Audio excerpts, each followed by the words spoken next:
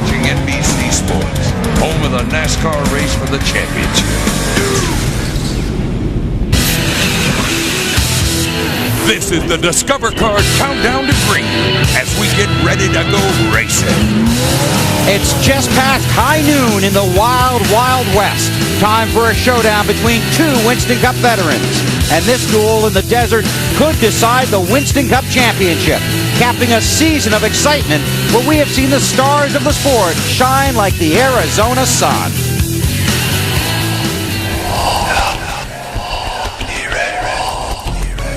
They have all raced. Many have challenged. A few have won. But in the chase for the Winston Cup Championship, just two are left. Never have the stars of the sport shined more brightly than they have this season. A season that started with surprise. It's going to be Ward Burton. Has sparkled with promise. Way to go, boys! Passion. End of the winless streak. And pride. We have learned there is no age limit on winning. The young want it. The not-so-young want it more. These are the competitors that put the purpose in competing and make the ultimate prize worth capturing. Johnny Benson is a NASCAR Winston Cup winner. The Winston Cup is more than a trophy.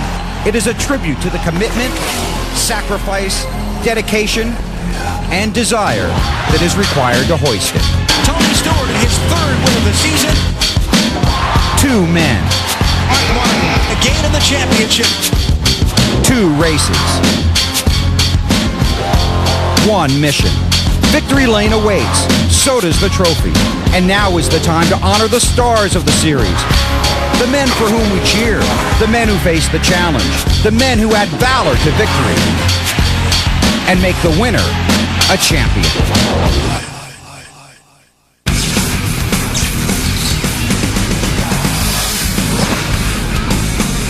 NBC Sports welcomes you to Phoenix as Home Depot presents the NASCAR Winston Cup Series. A warm, sunny, breezy day in the desert, temperature climbing to 76 degrees. And things should really heat up later this afternoon on the track. Hi everybody, welcome to Phoenix. I'm Bill Weber. 2 races to go, and the math right now is very easy. If Tony Stewart leaves here with a 185-point lead in the championship standings, he is the new Winston Cup champion. He currently has a 112-point edge over Mark Martin. If Stewart gains 73 points on Martin today, Tony takes the title. Right now, Stewart is standing by with Matt Yocum. And Bill, the scenario is very simple. The challenge big to clinch the title today. Stewart has to win with Mark Martin finishing 26th or worse. You start 16th on the grid. How is that race car today? Well, I think it'll be better than it was yesterday. Our crew chief, Greg Zipadelli, thought the Home Depot product was pretty good yesterday, but I felt like we needed to be better. So we just kept working on it and, sat down after a half hour was over and discussed some changes. So, we're pretty aggressive today on our changes. So I think it's going to make it a lot better. Now, your fans would love to see you clinch today. A lot of your heroes like A.J. Foyt would love to see you clinch today. But looking at Phoenix and Homestead combined, you've won 3 times. Which track do you have more confidence? To be honest, you would think I'd be more confident here. I mean, I've won in the Winston Cup car, a midget, and a Silver Crown car here, and I've run second in Indy cars and Super Modifieds. But the way we've run at Homestead the last 3 years, I mean, we've just been really, really good there. So, if these changes work out good today, I think we'll have a great day here today. But if not, I'm looking forward to an extremely good weekend next weekend for sure. Well, he's trying to downplay the championship. I mean, he may have to talk about it, Bill, day's end, if his past history comes back here at Phoenix. Absolutely, Matt. Now, Mark Martin left Rockingham 87 behind Stewart in the championship standings, but in post-race inspection, his left front spring was found to be illegal.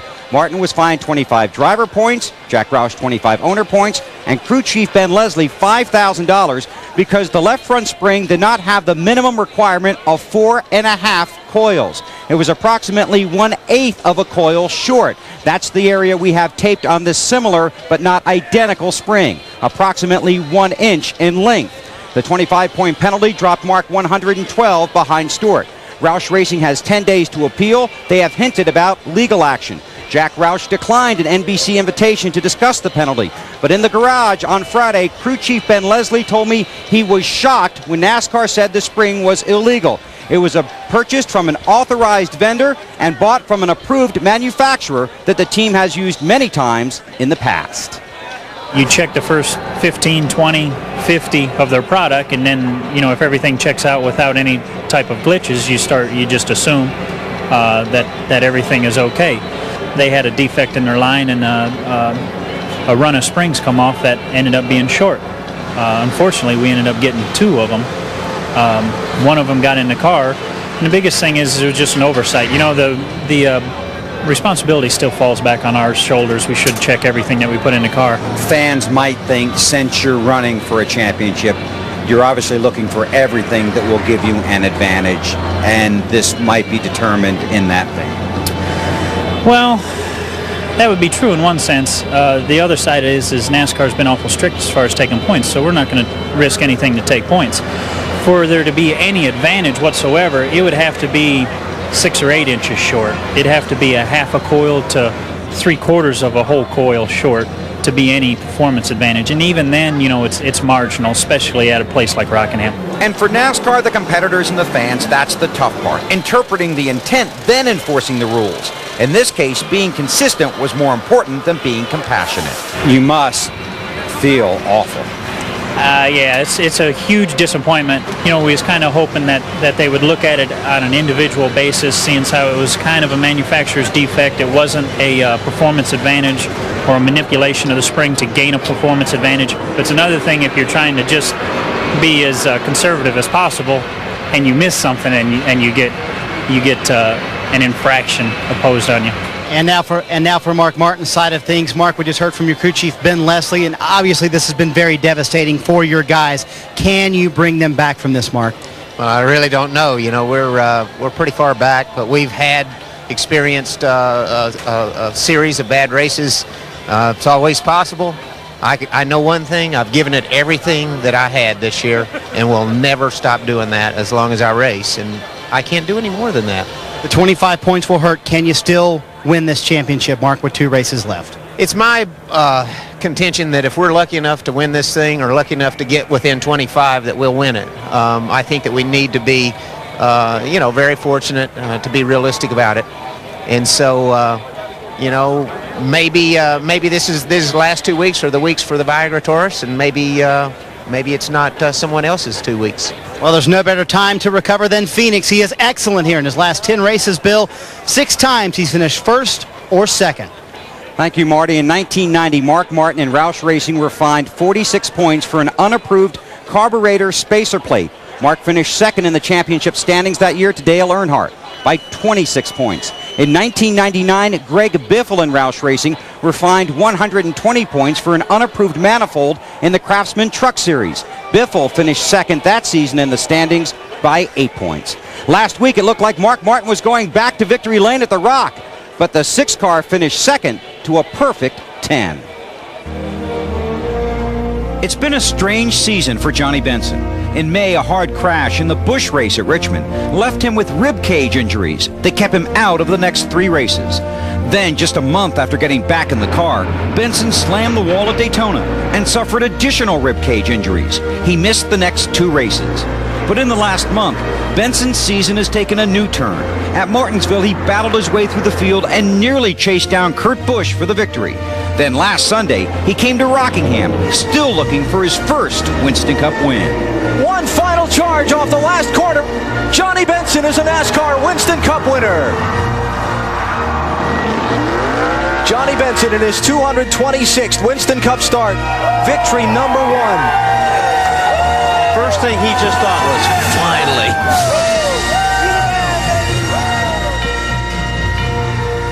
What took you so long?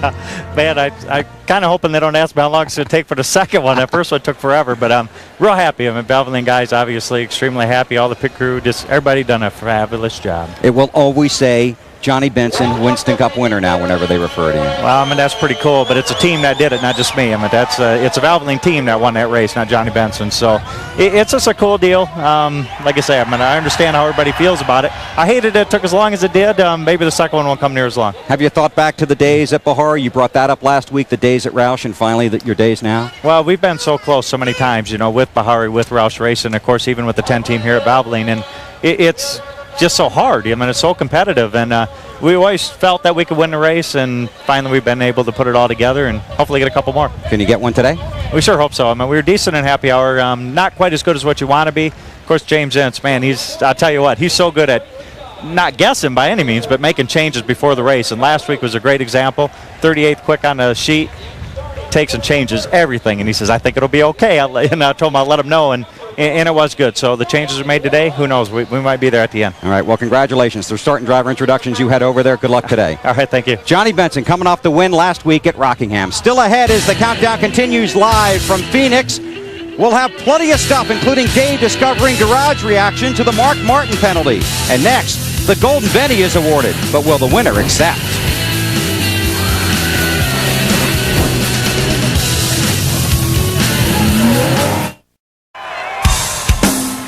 Discover Card Countdown to Green is brought to you by Discover Card. It pays to discover.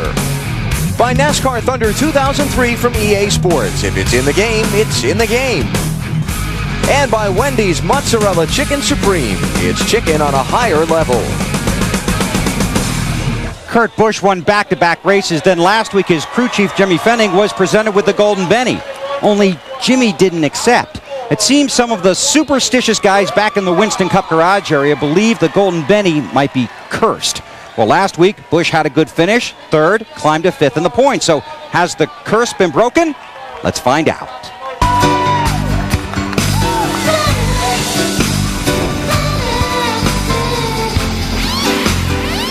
Johnny Benson and James Ince have been working together since the 2000 Daytona 500. During Speed Weeks that year, Johnny was driving an unsponsored white car. Then on the morning of the Daytona 500, the team finally got financial support from Lycos.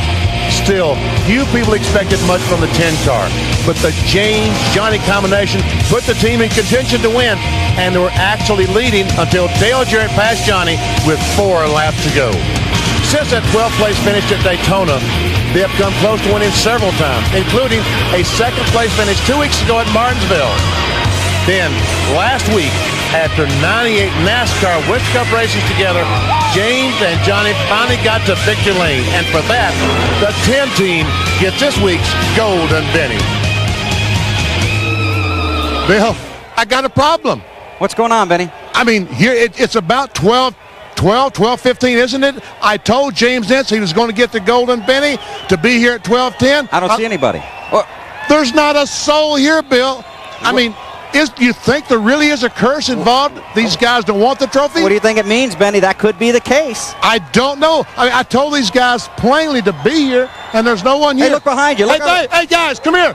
Hey, guys, come here. Here's the Golden Benny. Come here. Here. Guys, come on, here. Uh-oh. Wow. We got a problem, Bill. You better hang on to that. I'll tell you fans something. If he puts that in his car, I'm finding a different way back to the hotel. At mid-season, NASCAR decided to start handing out point penalties for violations found in inspection. It seems monetary fines didn't do much to slow the trend of bending the rules to make your car just a little bit better. Well, some strange things have happened since then. Mark Martin's 25-point penalty from last week has a lot of guys in the garage area thinking this weekend, but not necessarily talking. Today, Dave discovers that the race doesn't always finish with a checkered flag. No, Bill, it actually finishes right here in technical inspection about 3 hours after the event. This is where Mark Martin's car failed, and when it did, NASCAR handed out a penalty that evoked comments like these from the competitors. When you are in a battle for a point championship that could mean millions of dollars and certainly the opportunity to win a Winston Cup, you definitely have to make sure that the way that we enforce the rules is consistent. I feel for them. They probably felt like they had to do something. I feel for Jack and Mark. I'm sure they feel like it's an electric chair for a parking ticket, and a lot of people would probably agree with that. I don't really have an opinion. I just know it's a really difficult situation. I would have, lobbied for them to double the fine set a new record for the fine, but let the guys, the guys on that team work extremely hard. Leave the points like it is. Let's have a points race these next 2 races. All right, so let's talk about technical inspection. It happens 5 times each race weekend. Before the cars are ever allowed on the track, they have to go through technical inspection, and the officials mark off literally everything on this sheet, including the circled area which says front suspension travel stops. That's the area that covers the front springs. When an official puts his initials on there, he's basically saying, I've seen 2 front springs on the car that match the rules. In other words, 4.5 coils evenly spaced. But on Sunday morning, in fact, just moments ago, the cars went through here. This sheet is not used. And if I've changed anything on here as a crew chief, including springs, I better make sure that they conform to the rules. And in fact, that is perhaps the biggest part of what happened to Mark Martin. When his car started the race, actually started the race weekend, the inspector saw good springs. When his car finished, they had changed some springs, and the one that was checked post-race was not legal. Bill?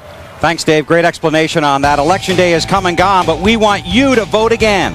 Log on to NBCSports.com and let us know how you feel about Springgate. We'll have the poll results later on. Still ahead, Wally, fresh from a top 10 finish yesterday, takes us for a lap around the track. And we'll talk to the underclassmen that have been overachievers in 2002.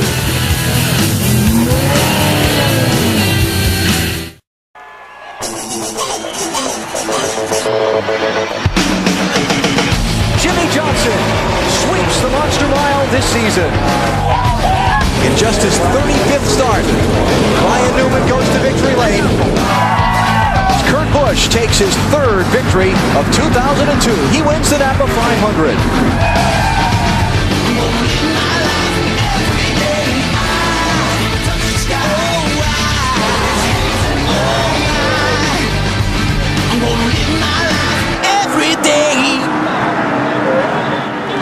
Jimmy Johnson, Ryan Newman, and Kurt Busch have combined for 7 wins this season. Johnson is 3rd in points, Newman is 4th, and Kurt Busch has climbed to 5th. Johnson is 27 years old, Newman is 25, Busch is 24. They have certainly emerged as stars this season. Can one of the kids on the grid win today? Let's find out. Here's Marty. And Bill, people may be counting Ryan Newman out in terms of the race for the championship, but he and his team are not. But to be back in the game, Ryan, you've got to win today. Can you do that? We're just going to try. That's all we can do. The All-Tel Ford's running pretty good. Happy Hour's pretty good, and the qualifying was great. So, great weekend so far. We'll see how things go. There you go. At least he starts in the right spot for the 6th time this year. He'll lead the field to the green flag. Matt? Marty, Jimmy Johnson, 3rd in points, 107 markers out of 2nd, which equates to about $390,000 at season's end. So you haven't won since Dover. You're racing more for a win or for points? Really, the way everything's been going and who we're all racing for points, you're going to have to race for wins. I mean, Mark finished 2nd last week. Tony's been running strong. We got Ryan, who's been running awesome all the times right behind us in points. So we got a couple things on the line. We want to stay in the top 2 or 3, and you still want to win the championship, but it's going to be hard to do that. But stay in the top 2 or 3 in overall points. Win some races. Try to stay ahead of Ryan and the rookie, or catch him in the rookie of their points, and finish ahead of him in points. So set the win record. Yeah, there's all kinds of neat things that are on the line that we want to try to set the mark on. Finish higher than what Tony did in his rookie season. But it all starts with running well, and I screwed us up in qualifying, and we're going to have to fight back today, but we'll be good. I want to say hi to my parents at home, and my little brother busted his leg and playing some football, so I hope they're all doing good at home. He starts all the way back in 37, twice this year he's done that. Both times he netted a top 10 finish. Dave? Well, if you wonder if Kurt Busch is fast, yeah, he's fast. In fact, the truck he's riding on took off before I could get there. So as Kurt waves to the crowd, let's just remind you that he has already won 3 times this year. Kurt Busch is the real deal, as they say in the racing business. He's only 248 points out of the championship lead, but I think he can win a 4th time again here today. He's coming off a 3rd place finish just last weekend at Rockingham, and that was his 11th top 5 of the year. Kurt Busch definitely a contender here at Phoenix. Bill? Thanks, Dave. Greg Biffle won the Busch Series championship here yesterday. Congratulations to him. Wally Dallenbach finished 9th in the race after starting 28th, despite being pestered all day on the radio by Michael Waltrip and Benny Parsons. Now that deserves a cowtail. How did Wally manage to find his way around this unique 1-mile track? Well, let's find out and take a ride in his No Boundaries Ford.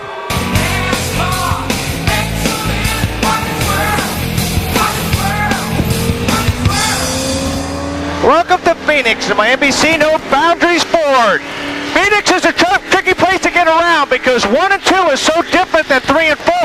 1 and 2's bank, 3 and 4 is real flat. So you're going to have a compromise as a driver in the setup because you're never going to get the car set up just perfect. Take a lap around this place and I'll show you what I mean. Turn 1, you want to go in as deep as you possibly can, slam on the brakes. Bring the car down low. Now the car's going to stay on the bottom here when the tires are good, but then it's going to drift up high, right up against this wall on the exit. Into the dog leg, drop it on the yellow, bring it up high, again, deep.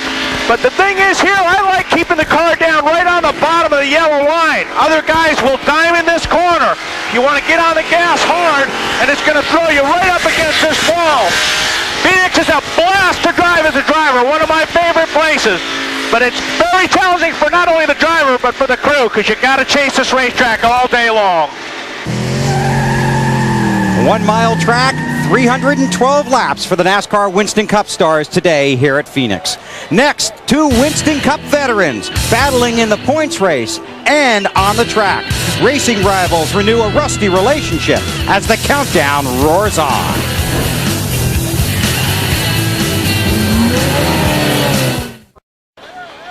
Matt Kenseth is 8 in points. He starts 28th today.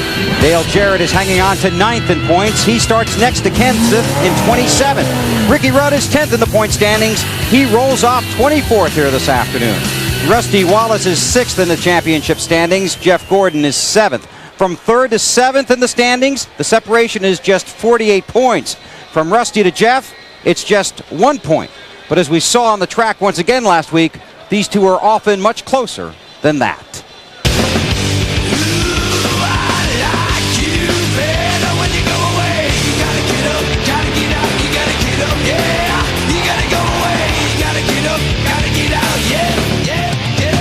Jeff Gordon and Rusty Wallace got into it a second ago. Jeff has been doing everything he can to try to get around Rusty. Giving no courtesy to anybody out here, and every time I try to pass him, he runs into me. NASCAR Race Control just calling out to the spotters of both cars to settle down. Think he gave him a little bumper there? Yes, he did. You gotta go away. The one that really caught my attention from my spot on pit lane was when I saw Rusty pushing Jeff all the way down the front straightaway. What was going on between you two? I think it's just, me wanting to get a position and Rusty, wanting to try to get his lap back from the leaders if the caution came out. So, we're pretty good at putting that stuff behind us. Me and Rusty have had our little run-ins before, and we talk and laugh about it later. We're fierce competitors, and, we like to win, and I don't know if we like to get beat by one another very much either, but I told him the other day, I said, yeah, we weren't real happy with one another. I said, but you got to admit that was a heck of a save I made going into one. It was really good, and he finished a very competitive 5th. Marty's with a guy who finished 27th. Indeed, Dave. Now for the other half of the story, Rusty, how do you, a veteran like yourself, handle a situation like you had with Jeff Gordon last week? Man, you just do it, him and I have had our run-ins a lot, and I guess that Bristol thing's still stuck in my brain, and it just upset me a little bit, but I was kind of down on my luck last week. The hot rod wasn't running near as good as I wanted to. When he came by me, he got in my door pretty hard, knocked me sideways. I said, no, we don't do that, and I rammed him back. So then later on, he rammed me again, and this time I said, okay, I'm going to put a finishing touches on this deal. It's because I was getting pretty mad, and so I gave him a pretty good slide. He did a good job. He saved it, so he's cool. We had no problem with it. I don't take no crap from nobody, and he doesn't either, and so as long as we keep this up, nobody's going to win, but we're over it right now. They do want to win. Rusty has not won in 60 races, but you know what, Bill? In 1998, he came here in the midst of a 58-race winless streak and won. That's right. That was some pretty good stuff right there, wasn't it? Now, if you think that's something on the track, here are 2 other racing veterans that have been going at it for 2 years and are ready to go at it once again.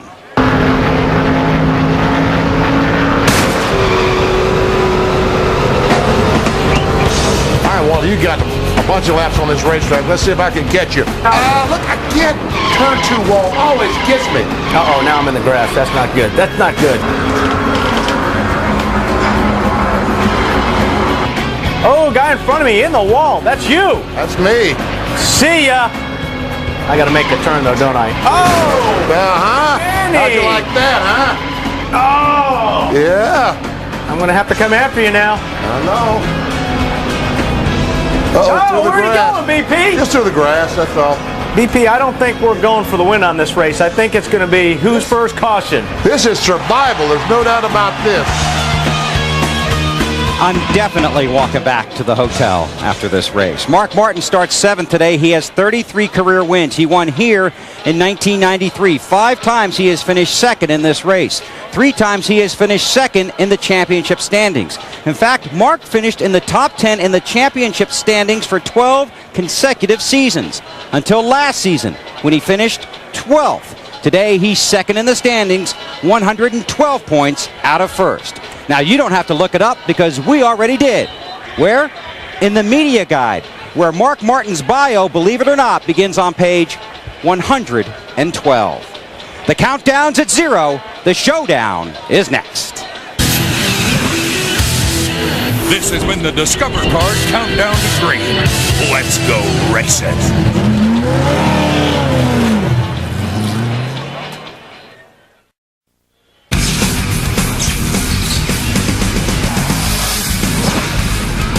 NBC Sports is live in Arizona as Home Depot presents NASCAR Winston Cup Racing from Phoenix. Tony Stewart leads the championship standings by 112 points. Today, he continues to chase the championship while many other drivers are trying to race their way to victory lane. Matt?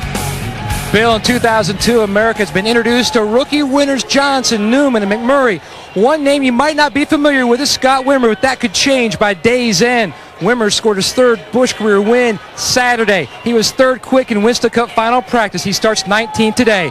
He could have a shot. Marty. Matt, one of the big announcements this week was that Jimmy Spencer would not be back in this 41 car next year as the driver. But he told me a few moments ago he was surprised by the announcement and that he has 1 year left on his contract with Ganassi. And, quote, I've got a lot of things to work out next week with Chip. Dave?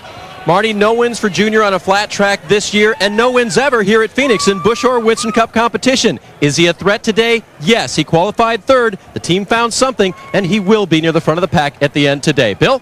This is the 15th Winston Cup race in Phoenix. The deepest in the field any winner has started, 29th. Bobby Labonte is among the guys hoping to change that today. Getting ready for 312 miles on the 1 mile track at Phoenix. You're watching NASCAR on NBC.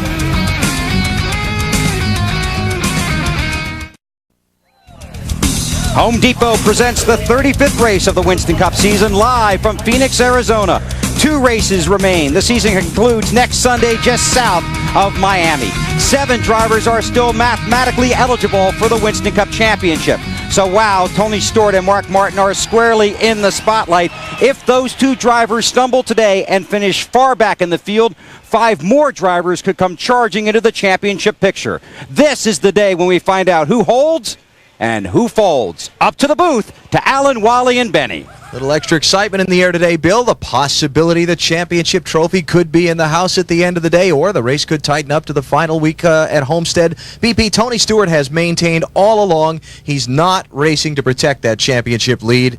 Today, I don't know. Well, no, they're still racing to win, but the crew wants this thing to be over. As you walk by the 20 car this week, they're not their usual selves. There's not that usual banter with everyone that goes by, with me, with you, with Wally, with everyone else. They're thinking about one thing, getting the championship behind them, and you can almost hear them say, hope it's over soon. Got to give you credit. Passed a lot of cars yesterday, Wally. I know you think this is a great racetrack. Give me credit, folks. That's hard for him to do. Yes, it is. But yes, it's a great racetrack to race on because there are 2 different lines here. 1 and 2 is different than 3 and 4. You can't get the car perfect for this racetrack setup-wise, so you're going to have to do a lot of searching. All right, let's get this thing going. Sold-out grandstand, sunny weather. All we need now, the pre-race opening ceremony and the green flag. To start our race today, we begin with our invocation with Mr. Joe Gibbs. Thank you, Father.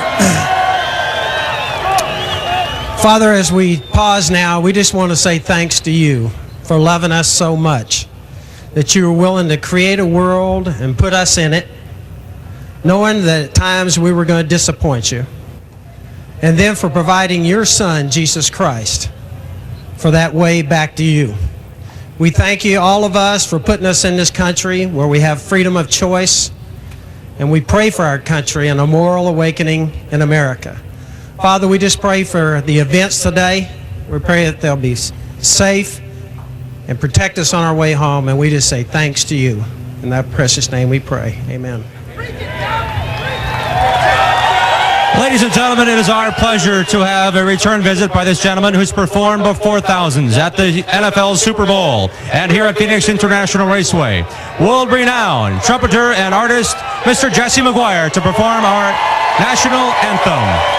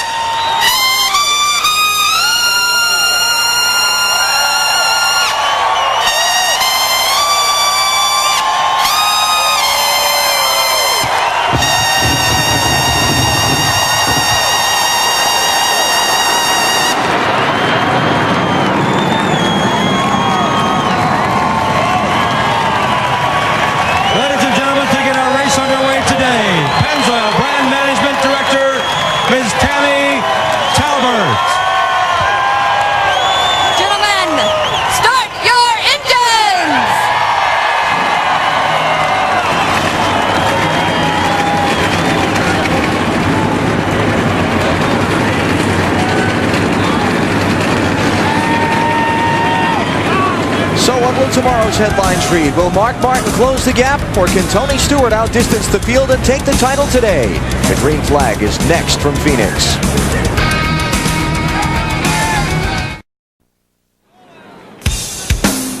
Home Depot presents NASCAR Winston Cup Racing from Phoenix. Brought to you by The Home Depot, NASCAR's home improvement warehouse. By Ford, no boundaries.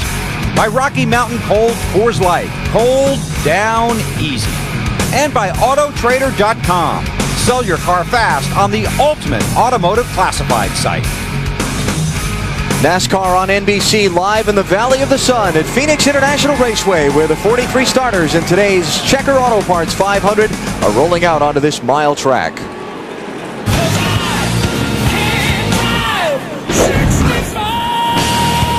Budweiser, the official beer of NASCAR, is proud to sponsor the Bud Pole Award given to the fastest qualifier at each NASCAR Winston Cup race. How about rookie Ryan Newman? New record for most poles by a first-year driver. His league best 6th so far this season. He took on Friday. Since 1979, Anheuser-Busch has awarded more than $7 million as title sponsor of NASCAR's Pole Award program. Now the Walmart starting grid for today's race. Alongside Newman on the front row, John Andretti, best qualifying effort of the season, the 99 pole winner here at Phoenix. On the inside of row 2, Dale Earnhardt Jr., 29th, his best at Phoenix, and Jeff Gordon, also a non-winner here. Dave Blaney got his first Winston Cup career top 10 here a couple of years ago. He's in row 3 with Kenny Wallace, fastest in final practice yesterday. On the inside of row 4, Mark Martin trying to close that gap on Tony Stewart. Joe Nemechek on the outside. Robbie Gordon started 42nd in this race last year, finished 7th. He's a lot closer to the front today. He's alongside Jimmy Spencer in row 5. On the inside of row 6 is Jeremy Mayfield. He was second here in 2000. Jamie McMurray on the outside. Kurt Busch has moved up from 12th to 5th in the championship standings in the last 7 races. He'll start in row 7 today alongside Bill Elliott. On the inside of row 8 is Elliott Sadler, but on the outside, all eyes on Tony Stewart as he tries to win that first NASCAR Winston Cup championship. Christian Fittipaldi, his Winston Cup debut for Petty Enterprises today, alongside team boss Kyle Petty in row number 9. And Scott Wimmer, winner of yesterday's NASCAR Busch Series race in row 10. On the outside of row 10 is Jeff Burton, who's won the last 2 races here. Listen, Jeff Burton, Benny Parsons, you got me? BP, how you doing today? Well, I'm doing terrific. What about a 3-peat at Phoenix? Ooh, that sounds good, doesn't it? We worked real hard on this car. This is a different tire, and we've had to throw some different stuff at it for sure, but we feel pretty good about it. Long runs seemed to be a strong suit yesterday, and we'll see if we can take advantage of that. Has anything changed today weather-wise from Friday or Saturday? It's hotter today for sure, and yesterday the track got real slick in the Busch race, so we hope to be able to use that knowledge to our advantage. We'll see. Good luck to you, Jeff. Jeff Burton trying to win a 3rd straight race here at Phoenix after taking this event in 2000 and 2001. He'll go from row number 10, the 20th starting position. Jimmy Johnson way back in provisional land. Things did not go well for the 3rd place man of the championship in qualifying. And now the final starters in the field, Mike Wallace, Derek Cope, and Tony Raines. Let me tell you that Todd Bodine, scheduled to start 30th, will have to go to the back of the field on these pace laps for an engine change. A lot of guys here trying to qualify, a number who failed to, and as the field is a half a lap for the green, here's Matt. For the 3rd time in the last 4 Phoenix races, John Andretti starts in the front row, but he still has failed to score his first top 5 finish here on the mile. He hasn't won since April of '99. They think they've got a strong shot to end that today. Marty? Matt, Brazilian native Christian Fittipaldi will make his Winston Cup debut today. The real expectations are realistic, though. Just finished all 312 laps and gained some experience, Dave. Marty, up and down weekend for Kevin Harvick on Friday. He won the truck race in a truck he owns. Crashed Saturday in the Busch race. He's due for another up. Watch the 29. Alan? 500-kilometer distance today, 312 miles on this 1-mile track, so 312 laps, the total distance. Tony Raines on pit road as the field comes down for the start. Ryan Newman leading the field to the green. Green, green, green.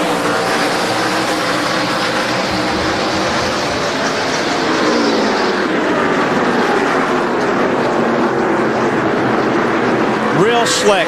Yesterday, the Busch race, very slick the first few laps. This racetrack yesterday started out slippery, BP, and got worse. Even worse, huh? Ryan Newman able to get turn 3 in front of the competition. Joe Nemechek hung on the outside. Newman leads lap 1. Andretti 2nd. Earnhardt Jr. 3rd. Jeff Gordon 4th. Kenny Wallace 5th. Story from pit road on the Tony Raines car being there when the race went green. Dave, what's up there? Well, NASCAR thought they saw something leaking on the car. It turns out it might have just been a water bottle or something leaking out of the car, and he's okay. He's okay, but he's going to get lapped here real quick. He came out. Did he go lap down already? Not yet. No, he's just about. 2nd place, Dale Earnhardt Jr. inside of John Andretti.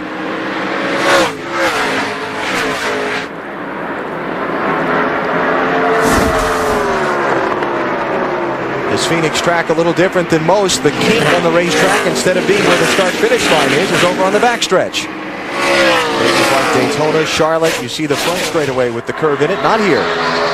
Yeah, and it's a little bit different than those, Alan. This is like a dog leg. It's really a lot sharper than those other places you mentioned. Now here's Jeff Gordon to the outside of John Andretti to try and take 3rd spot away. I talked to Robbie Loomis, Jeff's crew chief, this morning. They were pretty confident. Thought that they had found some things on their car in the final practice yesterday that really were going to make them contenders today. That'll make the Gordon fans happy. What about Tony Stewart? Where's our championship leader? Well, there's Jeff Burton. We talked to on the radio on the 99 car on the inside of Tony Stewart as they go down in turn 1. That's a battle for the 16th position. Tony started in 16th, so he hasn't gained, he hasn't lost yet from where he took the green. Elliott Sadler there we were on board with, sliding inside of Jamie McMurray. And this is what's so great about this racetrack, especially down in 3 and 4. You can go in there side by side. Usually the guy on the outside can drive the car in a little bit deeper, but the guy on the inside has less distance to go. So it's really a lot of fun racing side by side through there.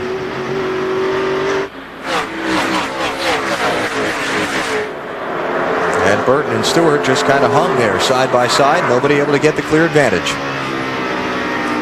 And Burton slides by. And here comes Junior. Dale Earnhardt Jr., the Bud car on the inside of Ryan Newman for the lead in turn 1. He has it. Earnhardt Jr.'s team not very pleased with the way they ran at Rockingham 1 week ago. Had 5 straight top 10 finishes before they finished 34th last Sunday. Really was kind of an awful day for them.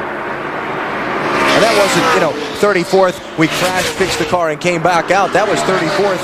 That's where they ran all day. That's all they could get. Yeah. They had one tough break, talking about the 8-car Dale Jr. They got out of sequence on tires because their tires just would not last long enough, as we see Jeff Gordon going by Ryan Newman on the outside.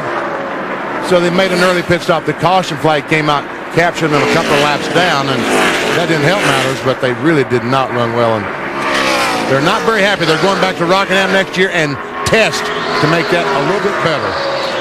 Dale Earnhardt Jr., 2 previous NASCAR Winston Cup starts at Phoenix. His best finish, 27th. He's leading early today. Jeff Gordon around Newman for 2nd. John Andretti hanging in there in 4th, just behind them. And then you've got Dave Blaney and Mark Martin running in 6th. So we're just underway at Phoenix. Championship contenders, Martin running 6th, Tony Stewart 17th. It's Dale Earnhardt Jr. who's out in front early. Gentlemen, start your engines!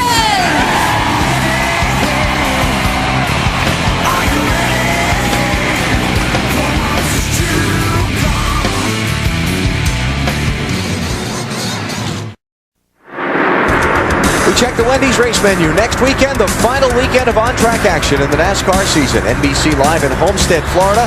The NASCAR Busch Series season closure on Saturday. And the NASCAR Winston Cup finale on Sunday. 1:30 and 12 noon Eastern, respectively, both days. Jeff Gordon, that 24 car, closing in on Dale Earnhardt Jr. Meanwhile, Dave Blaney, 77 car, the Jasper engine car, trying to get by John Andretti for a 4th spot. And Mark Martin right behind them.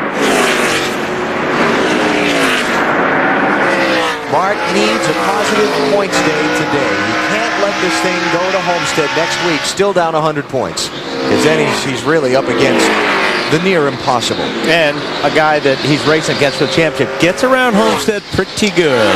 Yeah, you think? About as good as anyone. Blaney having a great run so far this weekend. Qualified 5th fastest for this team. Dave's best career NASCAR Winston Cup finish, a trio of 6th place runs. The last of which happened down at Homestead in November 2001. On board with Mark Martin, checking out some of his telemetry. We'll see what kind of, down in the 90-mile-per-hour range in turns 1 and 2. Down the backstretch, 158. He has to slow down to 99. 99. That's not really slowing down, but yeah. And brakes are an issue here. Getting these cars to slow down from 154 down to the 90-something mile-per-hour range, it takes a lot of brakes to do that. Yes, it does, Benny. And yesterday in my car, we have an adjustment in these cars. You can balance the brakes. And these cars get tight during this race. As this race gets on, they won't turn. It's what we call push. So you'll dial in rear brake to try to get the car loosened up as you get in the corner. And I used up all my adjustment. You really use a lot of brakes here. Mark's kind of in a hurry here. Leaning on Blaney a little bit off the corner. You know, one of the things that I appreciate the most about Mark Martin, besides his talent on the racetrack, is his frankness in his interviews. He really just lays his emotions right out there for you to see, including earlier this weekend when we talked to him about what he would have to do to try and win this championship. Basically, he said, I can't do any more than I already am. I'm absolutely positive if I hang it out anymore, I'll wreck. And that's the way I drive all the time, so nothing else I can do. I've already done everything I could all year, and it isn't about one race or two races. It's about 36, and we've done, we've hung it out 34 times and plan on hanging it out 2 more. And Al and I checked with their crew this morning as to Mark's attitude following last week's penalty. They use phrases like, happy as a lark. Mark is in a great mood. He's shaken off what happened last week, and he's very positive going into this weekend. Perhaps that's one reason why he's so in a hurry to get to the front. And he's driving, Mark Martin is driving as aggressively, I think, as I've seen it all year long in the early laps. Yeah, the motor had a little, like his tires broke traction there, trying to get under Andretti. If he wouldn't have got off the gas, he would have hit Andretti. That's why he had to get off the gas there. And you would know from your experiences yesterday here. Hey, don't laugh. We were proud of you yesterday. You went to 37th and came back up and finished in the top 10 in a 200-lap race. It was fun. And you don't have time to be polite sometimes. Yeah. Well, we didn't accuse you of being polite. That's true. Mark Martin has position on Andretti. But it's hard. See how that outside car gets to get in deeper. Now, the inside car may get a little bit of advantage off the 4, but then the outside car is faster down the straightaway normally. NASCAR Winston Cup Manufacturers Championship. Ford has clinched it. They did it in Atlanta a couple of weeks ago when Kurt Busch took the victory. This is a great racetrack to race on. I don't want to tear these cars up. He don't want to tear these tires up. Is that what he said? He's trying to take it easy on his tires because they realize if this goes green until the first stop in about 50, 60 laps, these tires are going to be used up as long as they continue to race this way side by side. Again, this is for 4th place. Mark Martin in the 6, trying to get by John Andretti in the 43. Oh! Man, he slid there. That was a big slide. Mark almost got into John there. So will that damage that right front tire sliding like that? A little bit, probably more the right rear. Dale Earnhardt Jr. is the leader. That race between Andretti and Martin about 6.5 seconds behind the Bud car. 26 of 312 laps complete here at Phoenix.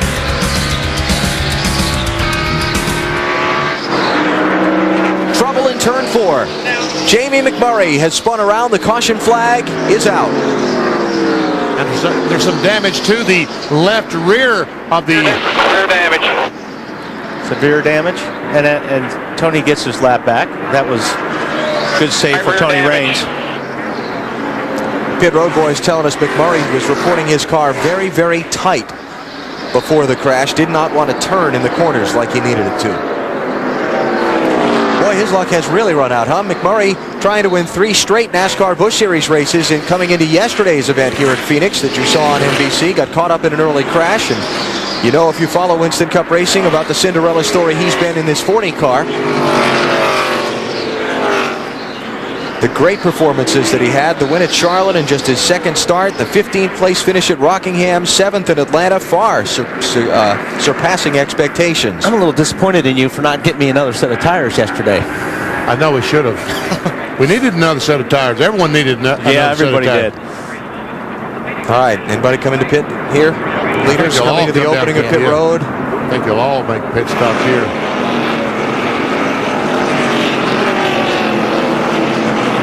Stops are going to come at lap number 28. Dave? Mark Martin radioed in, oh, we have to pit, don't we? His car was so good. Slight change up on the air pressure in the right rear, 1/2 pound to keep up with the racetrack today. Bill? Dale Earnhardt Jr. on pit road. No major changes for this car. Just 4 tires and fuel, but also concerned about the guys that might just take 2. Tony Stewart says his car is tight in the center, wants some help there. Air pressure adjustment in the right front tire for Stewart, then Ford more than the 2 left sides and fuel. Marty. Jeff Gordon is running second. He said his car is loose. They think that's good. 4 tires down, 1 round on the track bar. Robbie Gordon wins the race off pit road. Actually, Ryan Newman. Let me check that. Yeah, I want to check that 31 car, Marty. He might have just gotten 2 tires. He's right on the corner of pit road, and I think I saw the jack coming back from the right side of the car, but I want to follow that up for sure.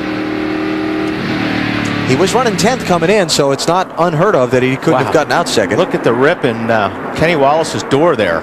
That's not going to be very aerodynamic. No. But it will be cooler inside the cockpit. Yeah. I wonder where he got that. I wonder if that had anything to do with the 40 car crashing, yes. Yeah. Kenny Wallace's car was very good in happy hour. Well, let's find out. We have pictures. 77 leaving. Kurt Busch and Kenny Wallace. Yep. Now the right front fender on Kurt Busch's car has got to have some pretty serious damage to it. Yep. That was part of one of those. Very. I mean, the pits aren't really tight here, but the maneuvering can be tough. Everybody going at the same time. All right, look ahead from Ricky Rudd's car. Now he just came right down on top of Schrader. Hold your line. Low, low, low. Schrader didn't have anywhere to go on that one. So he's probably got some right front damage. McMurray's car, yeah, he's got some right front fender damage. Yes, McMurray's car was tight, I'm sure, but he got real loose when Schrader got that left rear. All right, the 31 car, Robbie Gordon, did get just right side tires. Bill sending that information up from pit road. And Ryan Newman, the leader now, also just got 2 right side tires.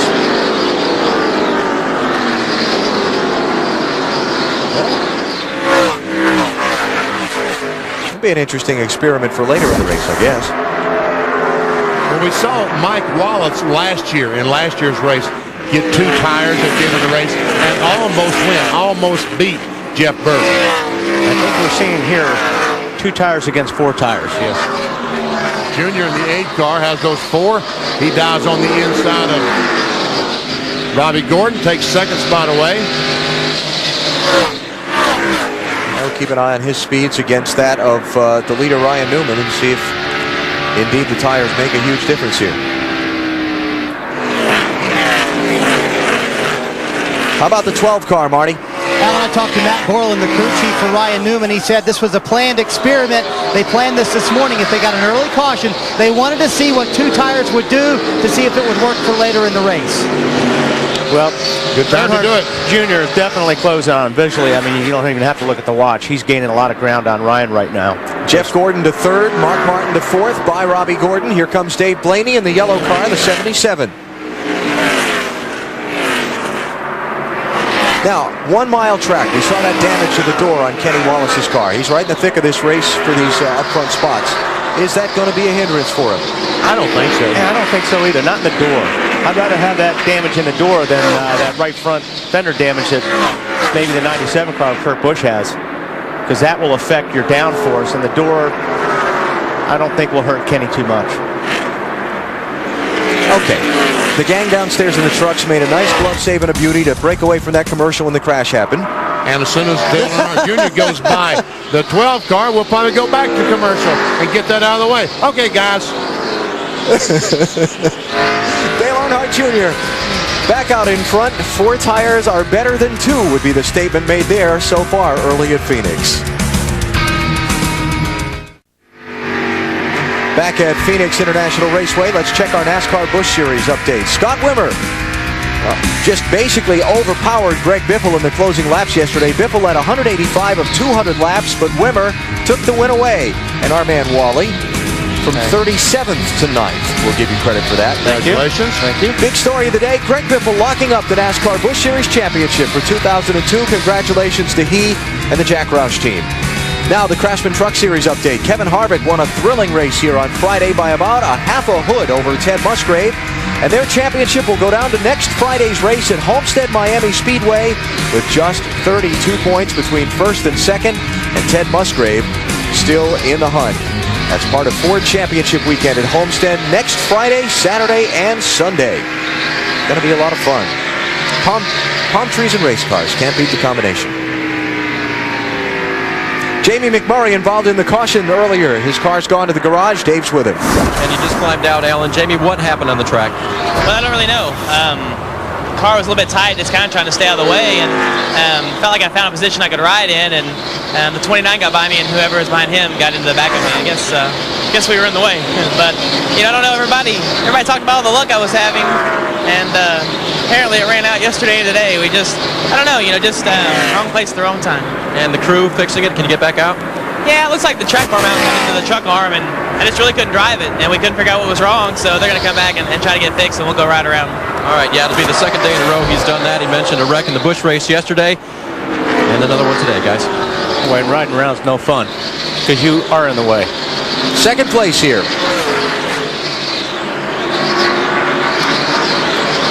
Pretty even Stevens so far, Benny. Yes, it is. And don't forget that 12 car's just got right side tires on his pit stop. He's hanging pretty tough with those two rights, but I think Jeff Gordon eventually with the 4 fresh tires in the 24 will wear him out, wear him down, get by, but pretty interesting to watch. While we watch this for a second, let me also tell you Rusty Wallace just got right side tires, moved up from 24th to 11th on his pit stop. And Matt Kenseth just got right side tires and moved up from 21st to 10th. One of the big stories in these final 2 races will be the fight from 3rd to 7th in the NASCAR Winston Cup standings. 48 points separate those positions starting the day, and you saw how tight things are. This is one thing you got to be careful of here too, is when you got 2 cars running side by side, you run so much slower than the guys running single file. And you can see that Dave Blaney has made up a lot of ground on these 2 cars because they're running side by side, and it looks like Mark Martin is coming in pretty quick as well. And Junior's checked out. Yeah, in the meantime, Junior's running faster too and put more distance between them. I mean, right now, Dale Earnhardt Jr. is running about a half second a lap faster than these 2 cars running side by side. But they're both race car drivers and a little stubborn. No, I want second. No, I want second. You're not going to get it. And that's where we are. He said race car drivers were a little stubborn. You're going to take that? Well, he knows. I can't believe that he said that. He knows it's the truth. Here comes Mark. Like you said a second ago, BP. Or was it Waller? One of you said. One of them into the picture.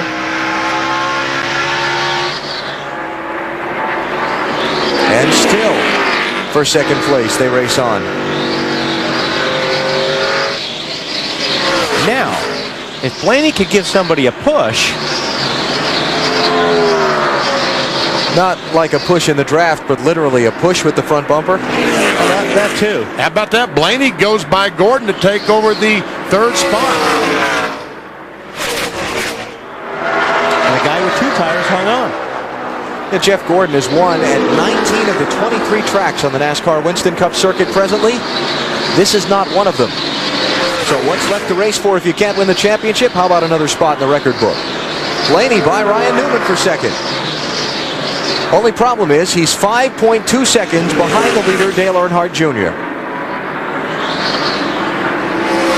Once he finishes the pass. Oh, look, contact there between 24 and 12. Ryan said, okay, you want that bad, Jeff?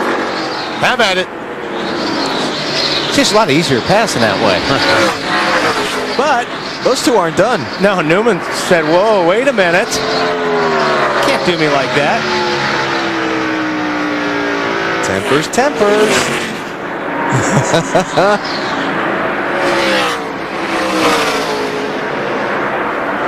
And Jeff just wants to get away. Yeah. Hey, where's another 50 horsepower that I could get right now to get away from this 12 car? And now Newman's got to worry about Mark Martin in the 6, who's taking a look on the outside. It's tight over there. Very tight over there. Now watch out for that wall, please. That wall does come at you quickly. Mark's going to go downstairs. Mark looking for 4th place on Ryan Newman. Tony Stewart is up to 10th.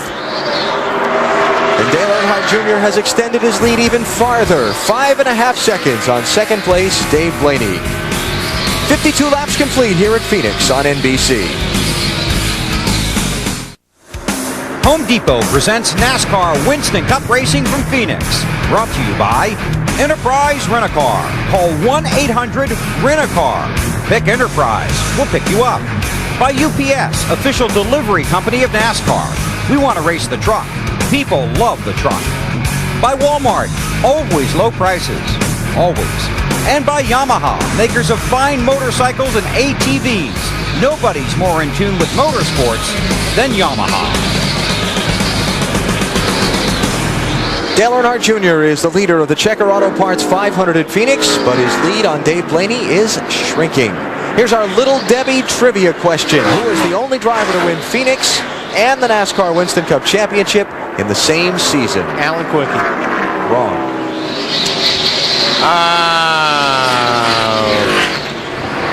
Rusty Wallace. Wrong. This was a great race, and as soon as I start telling the story, you'll remember. Dale Earnhardt, 1990. Mark Martin led coming into the race. Dale Earnhardt not only won the event, but he absolutely dominated. He led like the final 3/4 of the race, took the championship lead from Mark, then went on to Atlanta and locked up the title. Alan knows all the answers. I didn't remember that. Well, to borrow a line from someone who's very close to us, we looked that up so you don't have to. There you go. Kenny Wallace in the 23 car trying to run down Ryan Newman. This is a battle for the 5th position. And Matt Kenseth really creeping up. Remember, he took just the 2 tires on the pit stop, BP, but he's moving through the top 10. This kind of racetrack that you would think that Matt Kenseth would excel on. How about our championship leader, Tony Stewart? Where's he at? There he is. And there is 10th. Kurt Busch right behind him there. Remember, he had that little altercation on pit road that might have mashed up his right front fender a little bit. Elliott Sadler, let's mention, the report from pit road when he was, remember, he was involved in that contact too. Knocked the front end alignment out a little bit on the 21 car. I don't see a whole lot of damage on that 97 car. I thought there'd be a lot more by the looks of the hit on pit lane. No, it looks pretty good. Tony Stewart goes by, takes another spot. That'll be 9th place for Tony.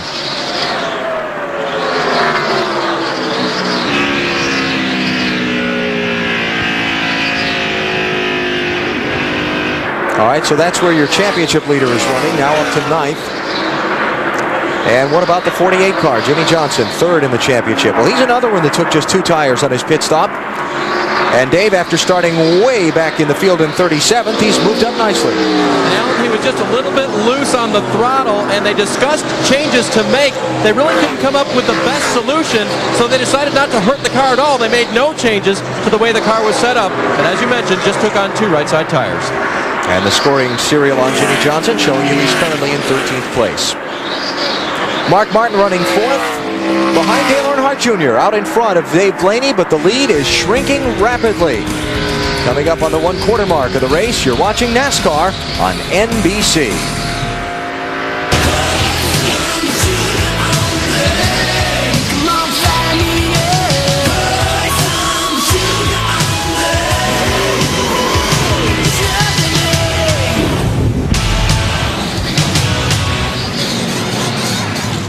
A sunny day here in Phoenix as Home Depot brings you the NASCAR Winston Cup Series from the Phoenix International Raceway. Spectacular day, breezy temperature, about 75 degrees. And Dale Earnhardt Jr. out in front of this field after 72 laps. Outstanding run for Jr. One word about the car. Perfect. He's up front. Let's take you through the field. He's number 1 on the track, following him the 77 car of Dave Blaney. I asked the crew if Blaney had said anything. They said no. He's too busy driving the car. Blaney with a good race here so far. Got 4 tires, no changes on his first stop. Marty Snyder. Bill, this is one of only 4 tracks on the Winston Cup circuit Jeff Gordon has not won at. They tested here in an effort to win. Seems like it's paying off so far. Just a little bit loose for Gordon. He started 4th. Currently, he's 3rd. Dave? Marty, moments ago, we picked up this radio transmission from Mark Martin. Definitely loose, Ben. Definitely loose. Definitely loose. I'm struggling. That's why I need times. Mark Martin has been distracted all day, first with racing John Andretti, then with radio problems. They switched to that backup channel. Marty? Back on lap 29 on pit road, Matt Kenseth's team took on 2 tires. It's worked pretty good on lap 45. He said, it's coming in. I like the way it's going right now. Our pole sitter, Ryan Newman, right behind him on the racetrack. Lots of changes planned. They think the 2 tires they took on are not working so well. Ryan Newman extremely tight in his race car right now. Matt? Kenny Wallace is faded from 6th to 7th. The trend all weekend. It takes 25 laps for his car to get moving, but that should have been back at lap 56. The car just way too free. They're talking about a wedge adjustment. Bill. Rusty Wallace from 29th to 8th on the racetrack. Make that 7th now. Wallace running 7th. Just 2 tires on his first stop, but it's worked out well for the 2 team. This team is focused, and there's no driver that is more determined to win in the next 2 weeks than Rusty Wallace. We are very, very aggressive right now, and I'm very on the edge of just. I don't care how I get the job done, as long as I bring back the steering wheel and the thing's parked in the victory lane, it'll be fine with me. I don't care if it's a one big ball of flames or whatever. I just want to get the job done. Rusty Wallace has not won this season, starved for a victory, has won here before when he was in the same situation, would like to repeat that feat, doing well on the 2 tires, actually changed his line to improve the car, and it worked. Behind him is the championship standings leader, Tony Stewart. Still a little tight in the center. They want to make a track bar adjustment and an air pressure adjustment to make the car roll a little better. As for the 97 car of Kurt Busch, had that incident on pit road. Really not much damage. They're more concerned about the fender braces than anything else, but the car is tight. Kurt said it's too tight and it's way too early for this. Matt? A further update on the 23 of Kenny Wallace. He's faded now all the way back to 10th. He says the car is way too free all the way through. Now they're talking a track bar adjustment and wedge adjustment on their next stop, Alan. 77 laps complete, working lap 78. Dale Earnhardt Jr.'s advantage over Dave Blaney has dwindled to 2.4 seconds as the leader's in some pretty heavy lap traffic. He's put up to 32nd place. Joe Nemechek now 1 lap down. Let's continue going through the field. Marty, how about Elliott Sadler? He's trying to track down Kenny Wallace, Al, and they had a test at Homestead earlier this week. The team called back to the shop, said, let's switch the car. We're going to take to Phoenix. Since then, they've been extremely fast all weekend. They have a little bit of a toe-out problem right now, Dave. Jimmy Johnson's secret to success, the 24 car of Jeff Gordon tested here, gave him the setup. He was fast yesterday, even though Gordon struggled. Marty? Dave, it has been 18 races since John Andretti finished in the top 10. They had big hopes today. He started second. He has fallen back to 13th. The car is extremely tight for Andretti, just will not turn off the corner, Matt. The 1 Roush car still seeking their season's first win. Jeff Burton runs in 14, trying for the 3-peat here at Phoenix. They've got a lot of work to do. The car, after the wedge adjustment back on lap 28, still not any better. They can't get their front end in the racetrack. Meanwhile, the 88 of Dale Jarrett, another former Phoenix winner, he was fighting tight on entry, tight in the middle. They made an adjustment back on lap 28, air pressure. It is getting better, but slowly. Dave? Kevin Harvick started 25th. He said his car was tight and needs forward bite. They made an air pressure adjustment to compensate for that on his last pit stop. Marty? Dave, Jimmy Spencer is a man fighting for a job. He's also fighting to keep Ken Schrader behind him on the racetrack. The car extremely tight for Spencer right now, and he's fighting that condition. Started 10th, he has fallen back to 17th. Ken Schrader having a pretty nice run. He also is a little bit tight. It's been 373 races since Schrader won. Boy, that would be a party if he could do it. And he goes past Jimmy Spencer. Dave?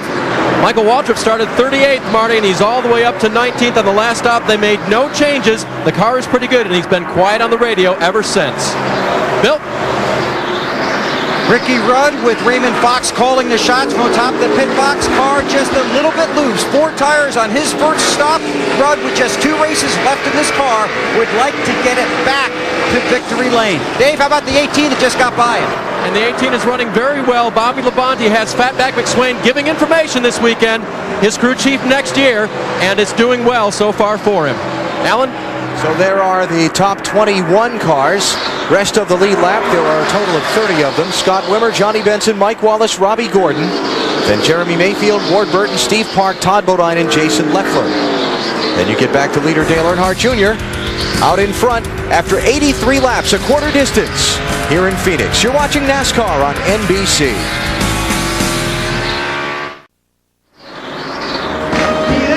NBC tonight, singer Usher guest stars as Marvin Gaye. American Dreams, 8, 7 Central tonight on NBC. Dale Earnhardt Jr. playing the role of race leader here at Phoenix as Home Depot presents NASCAR Winston Cup Racing. He's out in front of Dave Blaney by 1.7 seconds, working some pretty heavy lap traffic. Yeah, I just put Jeremy Mayfield in 19 car, running 28 the lap down. Yeah, some of these guys are going to have to make some really big adjustments during the pit stop, because if they're really tight right now, they need to almost make double the adjustments, because the track is just going to keep getting tighter. Real loose, but it's leveled out on me. Second place here. And Jeff Gordon has moved to the top of the racetrack. He's right up. If he were the sprint car, he'd be riding the rim. And out in Wally, it's working for him.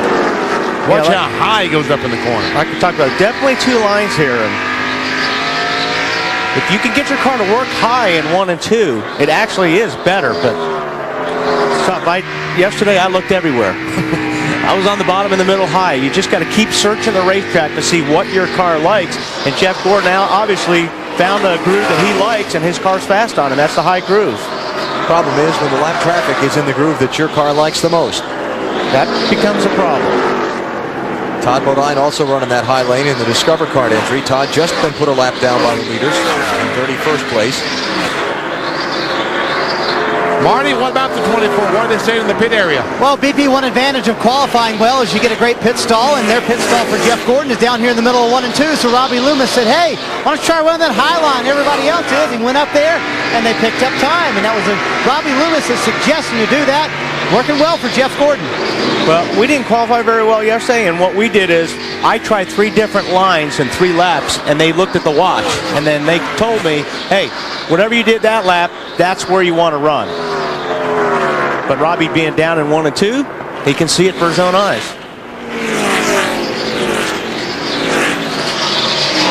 Probably going to have some pit stops here pretty soon. Everybody was in at lap 28.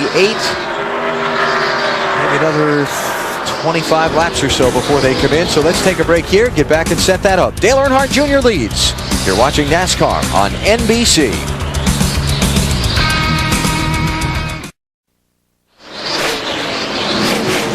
NASCAR on NBC moves to South Florida next weekend. It's Ford Championship weekend. Season finales for the NASCAR Busch Series and NASCAR Winston Cup Series from the Homestead Miami Speedway, 1:30 and 12 noon Eastern, Saturday and Sunday respectively, here on NBC. Dale Earnhardt Jr. has led 88 of the 101 laps that have been run so far. Ryan Newman led 12 of the opening laps, but it's been all juniors so far. And he's about to put Mike Wallace in the Conseco car. A lap down. He's trying to. Got position in turn 3. But is that the fastest way? Looks that way. We talked about earlier about brakes being an issue here at the Phoenix International Raceway. On board the Texaco Havoline 28 car that Ricky Rudd drives, we've installed a camera that can show us just how warm these brakes can get. And that red that you see is the rotor turning red when he goes down the corner and applies those brakes. He's on the straightaway right now, but just a second, you'll see that thing get bright red right there. All that inside is the rotor turning cherry red. And you know, Mark Martin last week had a left front. This is a coil spring that they talked about that they found that was an 1/8 of an inch short in a coil, and he cost him 25 points. 25 driver points, 25 owner points. You know, the reason that those spring rules came into play by NASCAR this year is very complicated, but the more that you legislate on a race car, the more different areas teams explore trying to find an advantage. And one area teams thought they could find an advantage is with softer springs and doing some different things with the springs to make them compress in different ways. Right. The lower you can get the car to run to the racetrack, the better the car is going to handle it. It almost creates like a vacuum in between the bottom of the car and the racetrack. So if you have a spring that's a little bit shorter, you get the car compressed, it's going to go through the corners faster.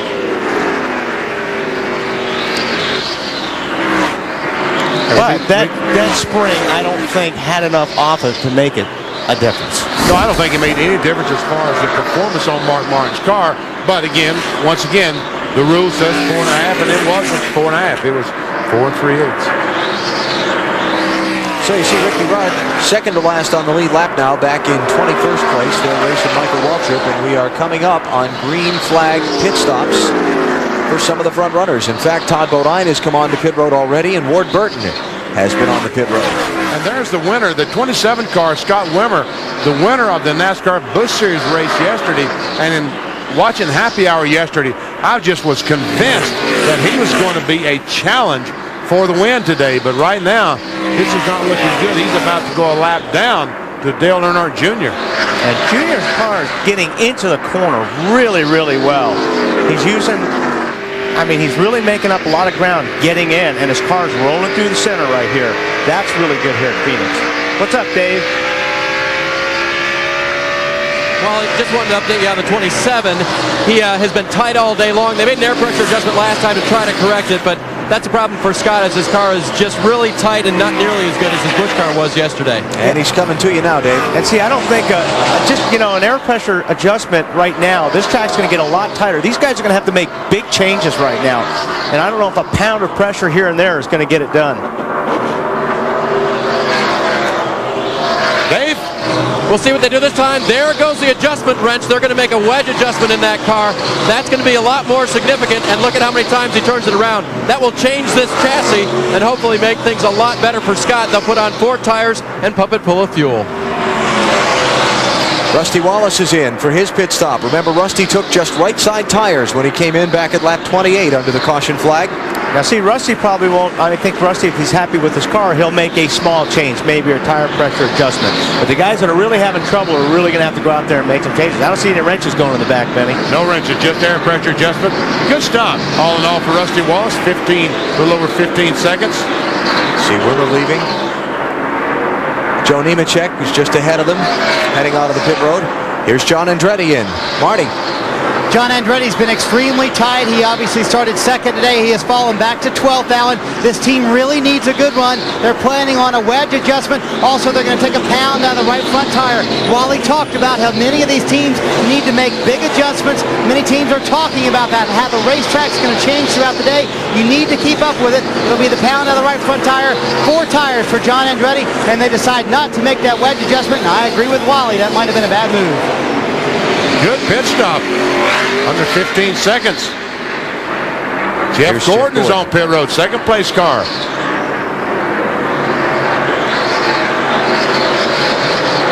Brian Newman is also in for his pit stop. Marty, go ahead. Brian Newman is tight. They do decide to make a lot of adjustments on that race car. Remember, he only took 2 tires last time. Pound into the right rear, pound out of the left rear. They also make a wedge adjustment for Newman, a little longer on the left rear. Behind him on pit road is Jeff Gordon, the man who was running second for most of that run. Starts loose, gets better the longer he runs. He said, I like what we've got, guys. They decided to put a pound in the right front for Jeff Gordon. They like that car a little bit loose. Dave? Marty, the 15 of Michael Waltrip is on pit road. They've already made a wedge adjustment to the left rear of that car.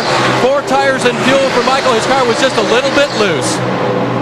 See Dale Jarrett coming on to pit road as Michael leaves. Johnny Benson is also coming in. And you saw the right rear of Jeff Gordon's car outside the pit box. Well, obviously NASCAR did not hold him. He had to drive around the 41 car of Jimmy Spencer to get there. And when you do that, when that happens, they do not penalize you for having the tire outside the box. You said the right rear, but you're allowed to have the right rear out. By driving around right. The other 3 tires have to be in the box, regardless. Kenny Wallace is in. Bobby Labonte's in. Wholesale pit stops here. Matt, how about Kenny Wallace? Kenny Wallace had dropped from 6th down to 14th. The car was free and neutral, and then it just went bad loose. They're going to adjust with air pressure, and you can see the wrench in the back window, Dave. Matt, Bobby Labonte was just a little bit loose. The crew made air pressure adjustments in every tire except the right front. Took a little air out, filled it full of fuel, and sent it back out. Still waiting on the leader, Dale Earnhardt Jr. He has not made an appearance on pit road yet, nor have Dave Blaney or Mark Martin or Matt Kenseth. Dave. The 48 car of Jimmy Johnson said, I'm moving to the bottom. I just can't get the top to work for me. They're going to make an adjustment this time and send him back out. 4 tires, a little bit close to the wall for Johnson. Yeah, I think the car fell off the jack, too, when they tried to put the left side up on that stop. Saw the car up, dropped back down, then went back up again. And I saw some guy trying to pull out a quarter panel on the car like he might have had some damage. Jeremy Mayfield in. You see the wrench going in there. Oh, 2 wrenches. There's a lot of adjustment there. Matt. A lot of work going on in Jeremy Mayfield's car. You can see both wrenches in the back window. Chris Dana making the adjustment on the left side. The gas man. Mayfield scored a second here. Long stop. Mayfield's best finish here, second. They're hoping for more today. Championship leaders on pit road. You see how the gas? Who's that? Was that the 20? 8. The 8 car is out. No. Wow. Where's lap 117? He's on the backstretch. Just coming off turn 2. He's a long way from the pit opening. Wow. Man, oh man, this cannot be happening. Cannot be happening. Let's handle this. Come on around. That's the attitude. Let's handle it. Let's go. Dale Earnhardt Jr. runs out of gas leading. It's going to cost him so much time. That's a telltale sign. 0 RPM. Now watch the mile per hour. You don't know how fast you're coming down pit lane, BP, when you don't have an RPM gauge to gauge as well. Marty? And he said he's out of gas. That's all he said is, I'm out of gas. And obviously they're very upset here. And he's going to slowly come down pit road. Here he comes, and indeed, the car is not running for Dale Earnhardt Jr. Now the problem is they have to get it fired up. A lot of times these cars have a hard time starting once it's out of fuel. They will go and they'll spray ether. Actually, they spray some gas straight into the carburetor. That's how they do it. Spray it straight into the carburetor. It does refire for Junior. He was the leader. This is a terrible break. Dave? Mark Martin was going to pit a lap ago, but they saw Junior slowing, thought he might stop on the racetrack, causing a caution. He did not. Jack Roush pointed his finger, stay out one more lap. They did. Only a slight air pressure adjustment for Mark Martin, who said he needed forward bite and side bite in the car. Marty? Dave Blaney on pit road having a terrific run up front. It'll be 4 tires for Blaney. They're working on the left side, the left rear now. Full of fuel, a long time on the left front for Blaney. Matt Kenseth is the leader. He's not yet stopped. Here comes Kurt Busch, had moved up to second. Now he comes in. Marty? Kurt Busch is on pit road, coming down pit road right now to his team, having a nice run in the top 5. A 3-time winner this year. They'll go around to the right side for Kurt Busch, now around to the left side. A lot of these teams are fighting tight conditions on the racetrack right now. Just can't get their car to turn in the corner. And Kurt Busch will make a track bar adjustment on the backside, putting some track bar in 4 tires for the 97 car. And now Matt Kenseth gives up the race lead, and he comes onto pit road. This will just about complete the cycle of stops. And you see that DeWalt $1 Million Challenge on the hood? The challenge was held here today, and the guy won $1 million, Marty. That's exactly right, BP. He said, I like what we have. It feels pretty good. They're just going to put 4 tires on and make no adjustments. They talked about putting a right front air pressure adjustment in. They decided against that. They think they have an excellent car. The last time you saw this car on the racetrack, it was in Victory Lane at Richmond. What's going on there? What's going on down there, Marty? They're hung up. He run out of gas. Not running? Running out of gas. Oh, wow. 30-second pit stop. Yeah, that's 15 seconds on the racetrack is about a half a lap. So after things have cycled out, the new leader of this race is going to be Jeff Gordon by 5.5 seconds on Mark Martin. Dale Earnhardt Jr. is going to be 13 seconds behind Gordon in 7th spot because they ran out of gas. I thought it was going to be worse than that. Yeah, I did too. I thought he might get a lap. Just past the 1/3 point of this race, Home Depot presents NASCAR Winston Cup Racing from Phoenix. We'll be back.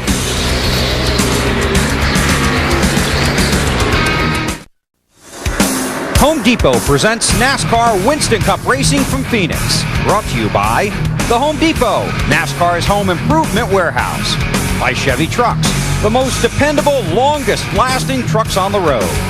By Budweiser, delivering beer at its best with the crisp, clean, and refreshing taste known only to the king of beers.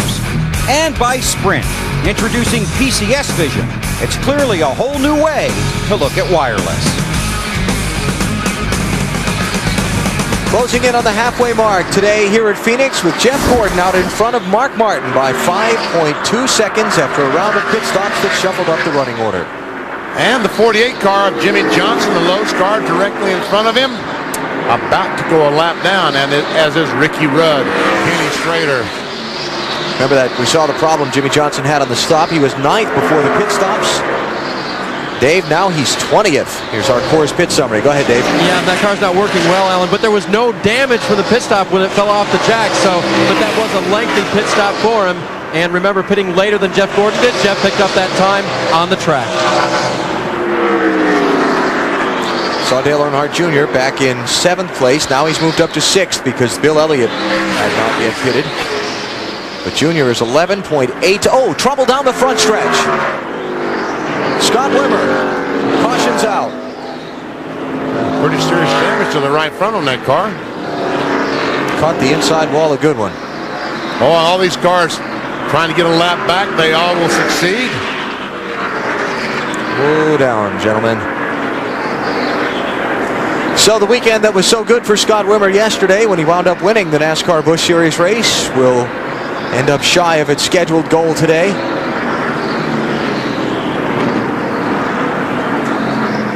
Tony Stewart has moved up to the 5th position, and this puts him right back in the ball game as far as trying to win this race. Mark Martin running 2nd.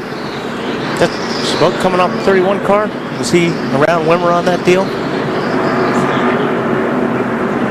Well, why don't we see if we can find out? We'll look it up so you don't have to. Yeah. 31 car of Robbie Gordon was trying to go by Wimmer on the outside, made contact. Oh, look at Tony sneak through there. Oh, man. A lot of those guys snuck through. Even though they all came in under green a little while ago, most of the leaders all coming back in now, Dave. And on the last pit stop, Mark Martin specifically asked for scuffed tires. It helps the car, but they don't have enough to go all day long, so this time they have to put on stickers. They will put on the scuffs later when they need them most. Matt? And Tony Stewart in for service. Obviously, 4 tires going to be going on. They've got him up on the wall. Stewart is trying to adjust that race car. Another air pressure adjustment on the stop as Jeff Gooch Patterson puts the second can up. To Snyder. A lot of debate on Jeff Gordon's stop as to whether to take 2 or 4. They decided 4, and a wedge adjustment for Jeff Gordon. Just a little bit loose, and a lot of guys went with that 2-tire decision. And Ryan Newman is having a terrible pit stop, still working on the left side. Finally, the pit stop is complete. Just checking to see if any of the lead lap cars stayed out and did not pit. I don't see any. Well, we'll check on Rusty Wallace, see what happened there. Did Rusty come in? Rusty came in too. Okay. Another look at what happened between Scott Wimmer and Robbie Gordon. Clear, not clear. In this case, not clear.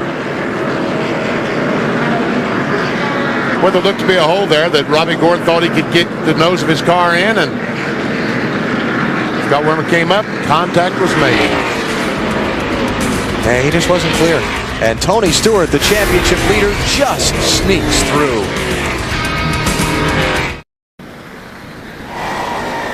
Oh my goodness, it's the big cruiser. It's in Homestead already. Gracious alive. I can't believe how many people over the weekend have asked me why the pit cruiser is not here. You know how many people ask me about the pit cruiser? How many? 0. Well, I've had people ask me many. You know, we can do one of 2 things, BP. If you know a tow truck operator in South Florida, we can arrange for that thing to disappear between now and the race next weekend. Not this.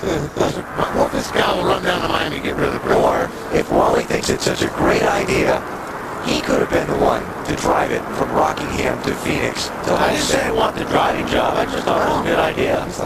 And a lot of people have signed it. They must like it if they put their signatures on it. Okay. Dead set to go back racing. Kurt Busch is now the leader. Did not pit under the caution. One more look at that last accident from Robbie Gordon's on board.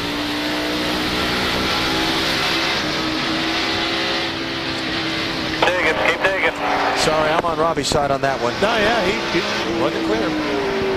Part of your count. Yeehaw. Whoa, back up clear, Dan. Good job. I tell you what, both Tony Stewart and Dale Jr. both could have been involved in that crash. Tonight on Boomtown, find out what happens when a hostage decides to play hero. Boomtown tonight at 10, 9 Central on NBC. We talked about that yesterday. I wouldn't suggest that. That gun didn't look big enough to be a hero. Kurt Busch didn't pit. He's the leader. Rusty Wallace took right sides only. He's second. Elliott Sadler took fuel only. He's third. Then you get back to Jeff Gordon fourth. Mark Martin fifth. Tony Stewart sixth. Green flag, green flag. Boy, there's a lot of cars a lap down. Side-by-side restarts, Benny. These guys back in 15th. They've got a long way to go. And Tony Stewart started 6th, but obviously he starts about 12th with all these cars a lap down up there on the inside scrambling. Steve Park in the 1, Michael Waltrip in the 15. First cars 1 lap down in 22nd and 23rd places. Jimmy Spencer in the 41 also a lap down, 24th place. And these are the most nerve-wracking laps that these drivers will run, the first few laps of a restart. How about top 2 in the championship right there together? Martin and Stewart in 5th and 6th, and that's not the scenario Martin needs to see, and that's all the scenario that Stewart wants to see.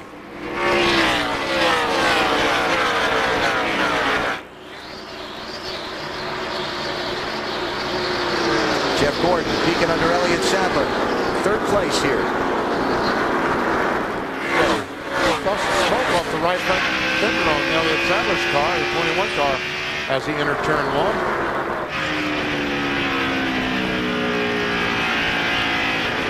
Elliott Sadler, one of a number of drivers winding down the season with a team that they're not applied for next season. Remember that Ricky Rudd goes to his 21 car and Sadler goes to the number 38 machine for Robert Yates Racing next season. MVP, I saw some smoke out there too. Looks like the tire is hitting maybe the fender or the top of the fender. They're getting that car all the way down to the racetrack. Caution is out. Debris on the front straightaway. Jeff Gordon seeing Michael Waltrip anxious to try and get a lap back, moving aside. I don't think Michael's going to have the time. Busch will not allow anyone such luxury. Coming up on halfway, and we're back under caution here at Phoenix. Kurt Busch is the race leader. You're watching NASCAR on NBC. They say fans will climb a mountain to see the NASCAR Winston Cup Series, and that's exactly what they've done here in Phoenix. Wally going to the hip to buy those seats for those fans. Not exactly up front, but they can see the greens out. Alan? Nice of you to rejoin us there, Bill. I know, next time you need a break, you don't have to have somebody break your microphone or something. Come on. All right, Kurt Busch is the leader. Rusty Wallace is second. Elliott Sadler is third, worked on by Jeff Gordon. The 1 car and the 15 car are a lap down, not in the mix for the race for the lead. Rusty Wallace at 2 car. When we played that interview we did with Rusty earlier in the week, I think you folks heard the hunger for a victory in Rusty Wallace's voice. He wants to win today or next week so badly he can hardly stand it. Jeff Gordon looks like he's going to finally get inside of Sadler and finish that pass. Remember, Gordon took tires on that last set of pit stops because Sadler did not. Rusty is getting through the center of the corner, especially in 3 and 4. A lot better than the 97 car, Kurt Busch. Take a look down low. But really in 3 and 4 is where he's really strong. He was the last couple laps.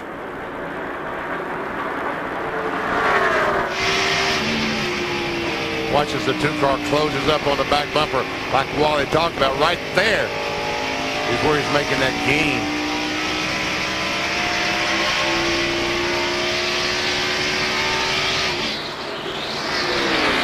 Rusty Wallace has led 10 of his 14 career Winston Cup races here at Phoenix. Last year's race, he led 91 laps. Looked like the potential winner. Was not to be. At the checkers, he wound up 15th. 60 races since Rusty Wallace has been to victory lane. Nearly 2 seasons worth.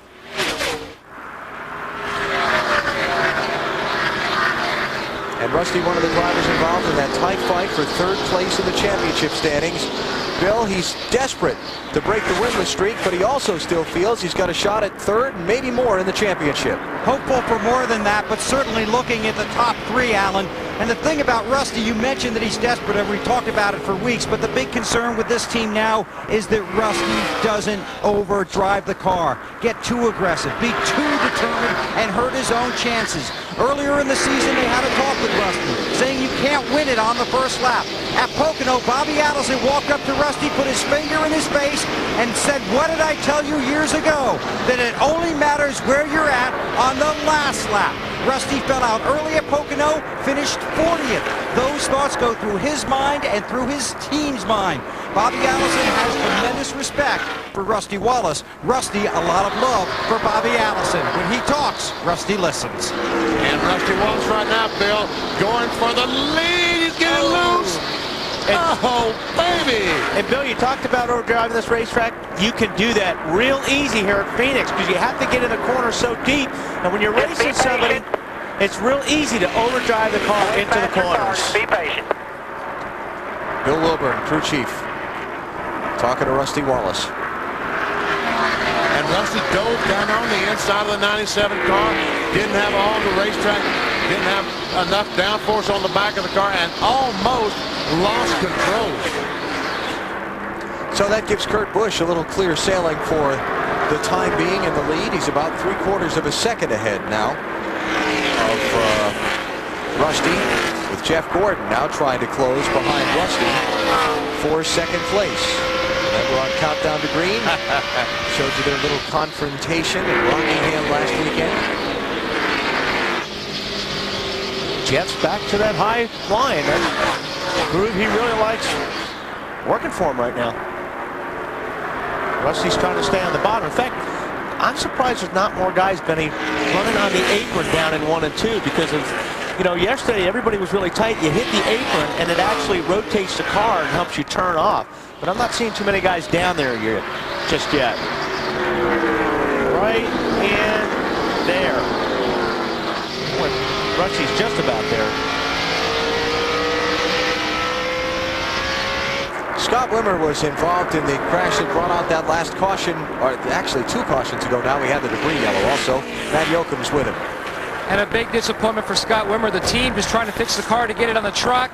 What happened from your vantage point, Scott? I don't know. I came off before. I thought he gave Robbie Gordon enough room. I don't know if he got loose and just come down to my right rear turn manual. But not a real good day for the Siemens Dodge. We were hoping to run a little better after winning yesterday, but we'll just fix the car and bring it back next year. They had a lot of confidence and high hopes for today after yesterday's win.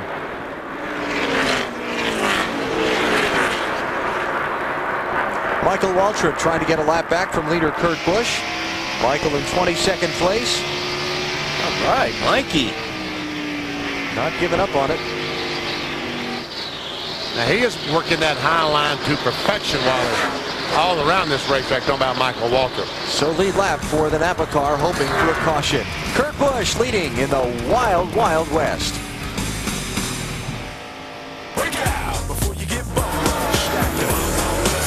When I bounce into the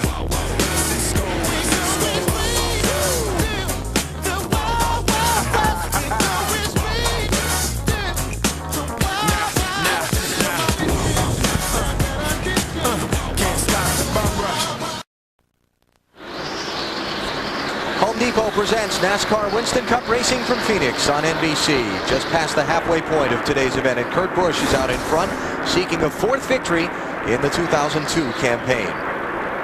Check the Napa field summary just past the midway point of the race. Leaders today, Dale Earnhardt Jr., Kurt Busch, Jeff Gordon, Brian Newman, Matt Kenseth, and Dave Blaney, with Jr. leading by far the most laps so far. Only cars out of the race, Scott Wimmer from a crash, and Tony Raines went to the garage area a little while ago. Championship standings, Mark Martin runs 4th, Tony Stewart runs 6th. They entered the race 112 points apart, so Mark in position to gain 10 on Tony. Sum up what that means. Tony is not in position to clinch the title here today, but Mark's not gaining a whole lot on him either to go to the final race in Homestead, Florida next Sunday. For Mark Martin to feel like he has a chance at Homestead, I think he needs to be within 40 or 50 points when we leave here, and it doesn't look like that's going to happen. Meanwhile, that's a pretty doggone good battle for third spot right there between Jeff Gordon, 24, Mark Martin in 6. Mark took fourth place from Elliott Sadler a little while ago, BP, and pretty quickly caught up to Jeff.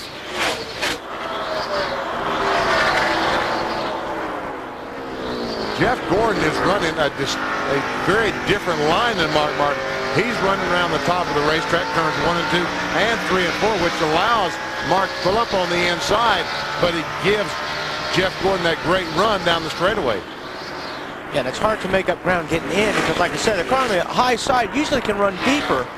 Mark's a little quicker through the center, but now Jeff will come off of turn 4 and see he's got the momentum. And this is where a driver has to balance his desire to get by with those tires that he's trying to save. See right there, Mark got sideways, and that's what you can't do here. You can, you run side by side, but if you get those tires hot, which you're going to get them hotter, racing another car, then your car's going to start to slide. So you got to get back in line, cool things down a little bit, then take another run at them. Mark Martin, the 93 winner of this race. Let's do our singular call to the pits. Check in with Bill Weber. Bill?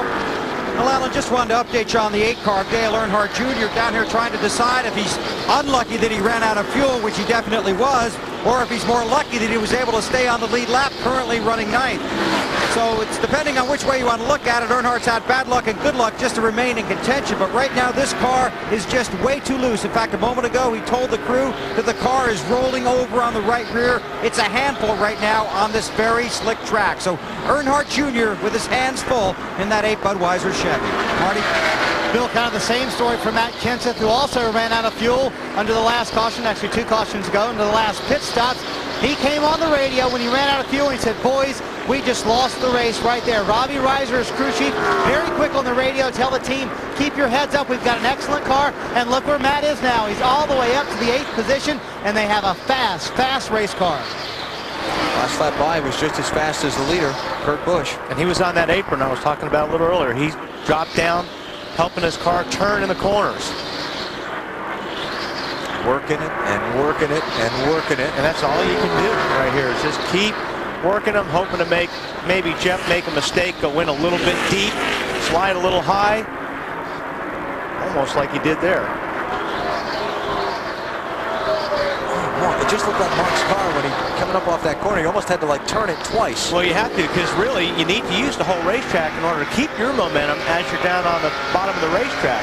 Well, Jeff was there, so you're absolutely right, Alan. He's got to turn the car twice to keep it off of Jeff, and when he does that, it's actually slowing the car down coming off the corner.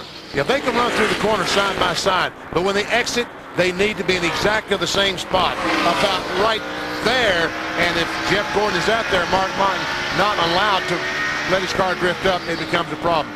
We talked about yesterday, all these guys putting tape on their windshields for a sun visor, and you can see how this problem is going to get worse and worse as they drive down in turn 1 and drive into a setting sun.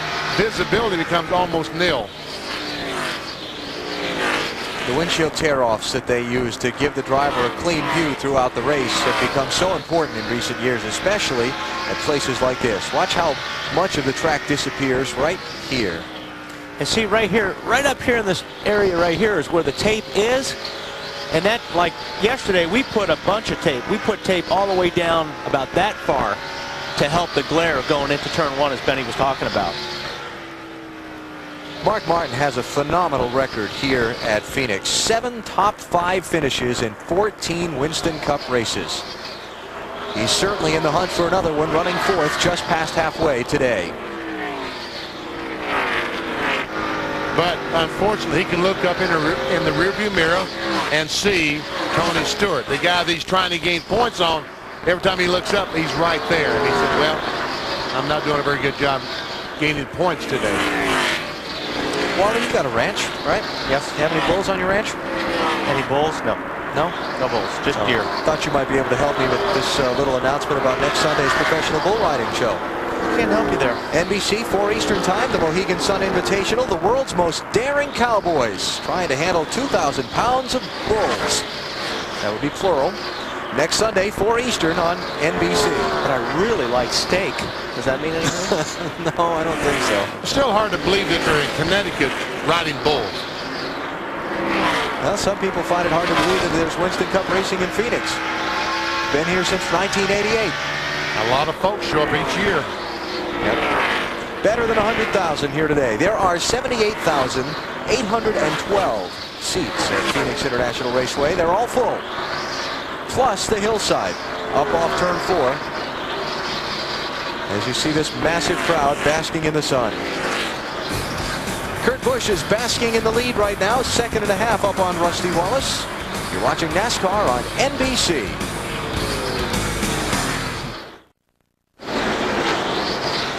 The race roars ahead under green here as Home Depot brings you NASCAR Winston Cup Series racing from Phoenix. An outstanding day in the desert, temperature in the mid-70s. The fans are here, 183 laps on the board, and we'll take you through the field. Starting with Kurt Busch, whose car is good. Just a little bit loose right now. They've worked on it all day, but Busch, the race leader, looking for his 4th victory of the season. Rusty Wallace is trying to find the fastest line around this racetrack. So what he's doing, he adjusts his line and has crew chief Bill Wilburn call out the times. Rusty's trying to figure out the line and the times that will get him around the track the quickest. Marty? Bill in the last stop for Jeff Gordon. At the last minute, Robbie Loomis said, hey, put a wedge and a half in the left side. That was the wrong decision. Now the car has gotten too tight for Gordon. Loose in the middle, tied off. They're fighting that problem, Matt. Mark Martin, the second highest placed Roush car, looking for his 2nd Phoenix win. On his last stop, they didn't make any adjustments.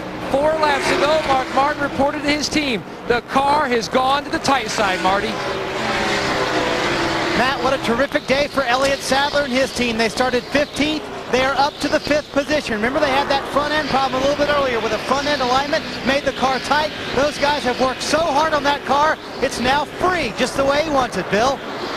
Tony Stewart, the leader in the championship standings, started off with a tight race car yesterday in happy hour. They worked on it, tried to fix it, couldn't get it done. They worked on it overnight mentally, then made small adjustments to the car this morning, and now Stewart running 6th, trying to earn his 1st Winston Cup championship. Right behind him, the 77 car of Dave Blaney. Been relatively quiet on the radio, but he's normally quiet. Not much to say about the car. Been pretty consistent all day. Just minor air pressure adjustments to try and keep Dave Blaney up front. Marty? Bill, Matt Kenseth started the day 28th, came through the field to the top 10, ran out of fuel, came through the field to the top 10 again. Now he's in the 8th position. Guess what? Last year here in Phoenix, Matt Kenseth started 38th and finished 4th. The 17's coming, Bill.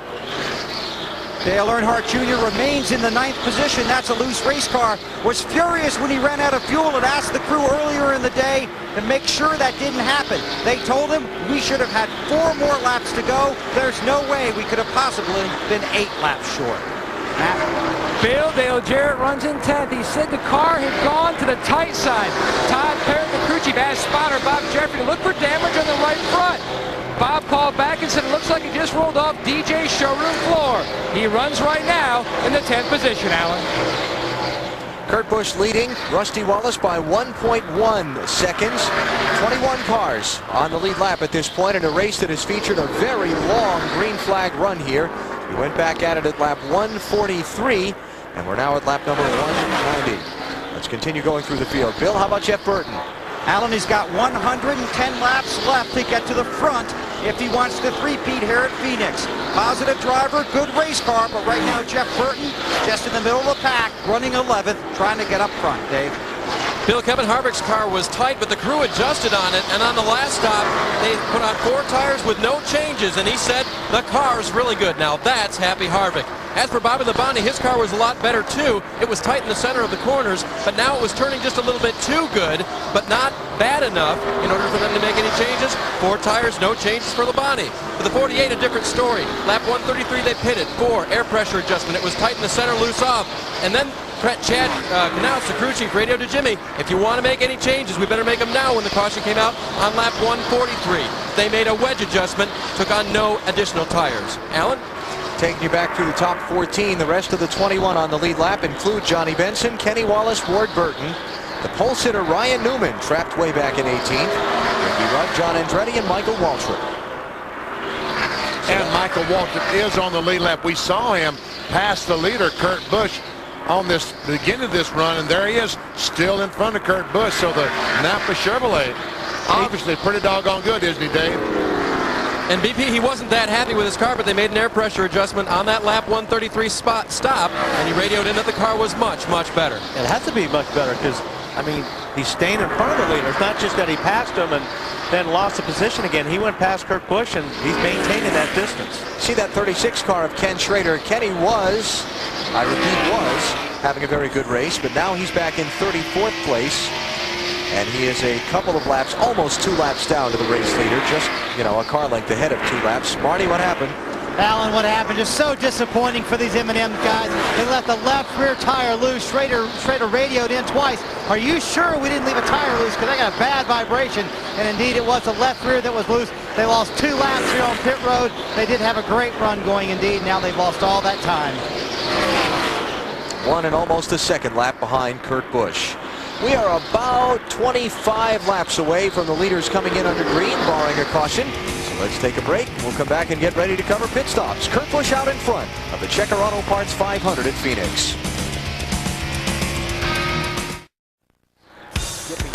Home Depot presents NASCAR Winston Cup Racing from Phoenix. Brought to you by Dodge. You can take life as it comes, so you can grab life by the horns. Dodge. By McDonald's. By MGM's Die Another Day, starring Pierce Brosnan, rated PG-13. And by Pep Boys. Help for your car is just a Pep Boys away. Pep Boys, we're car people.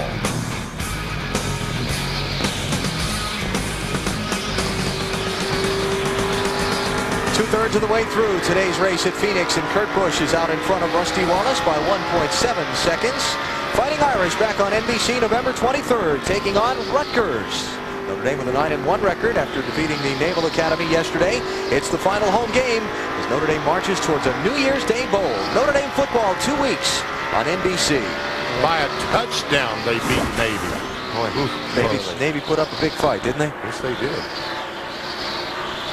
Kurt Busch leading this race. Over Rusty Wallace, Jeff Gordon, Mark Martin, and now Tony Stewart, who's moved into 5th, passing Elliott Sadler.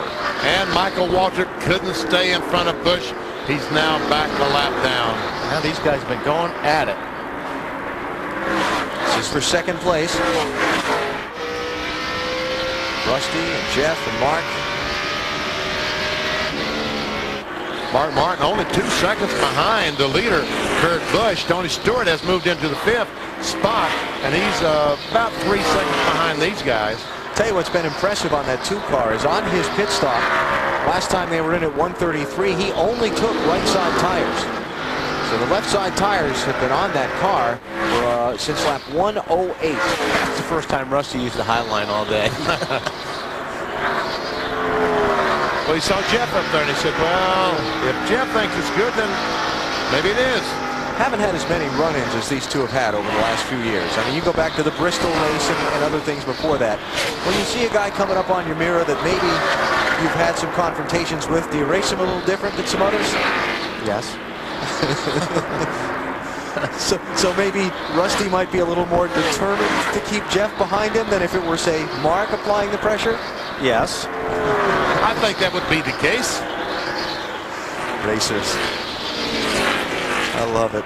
By the way, I just want you to know, since you were busy yesterday, I had great fun when NASCAR issued the warning for you to calm down yesterday when you were bouncing fenders with people. Well, as you guys know in the booth, we had radio difficulties, and that message never got to me.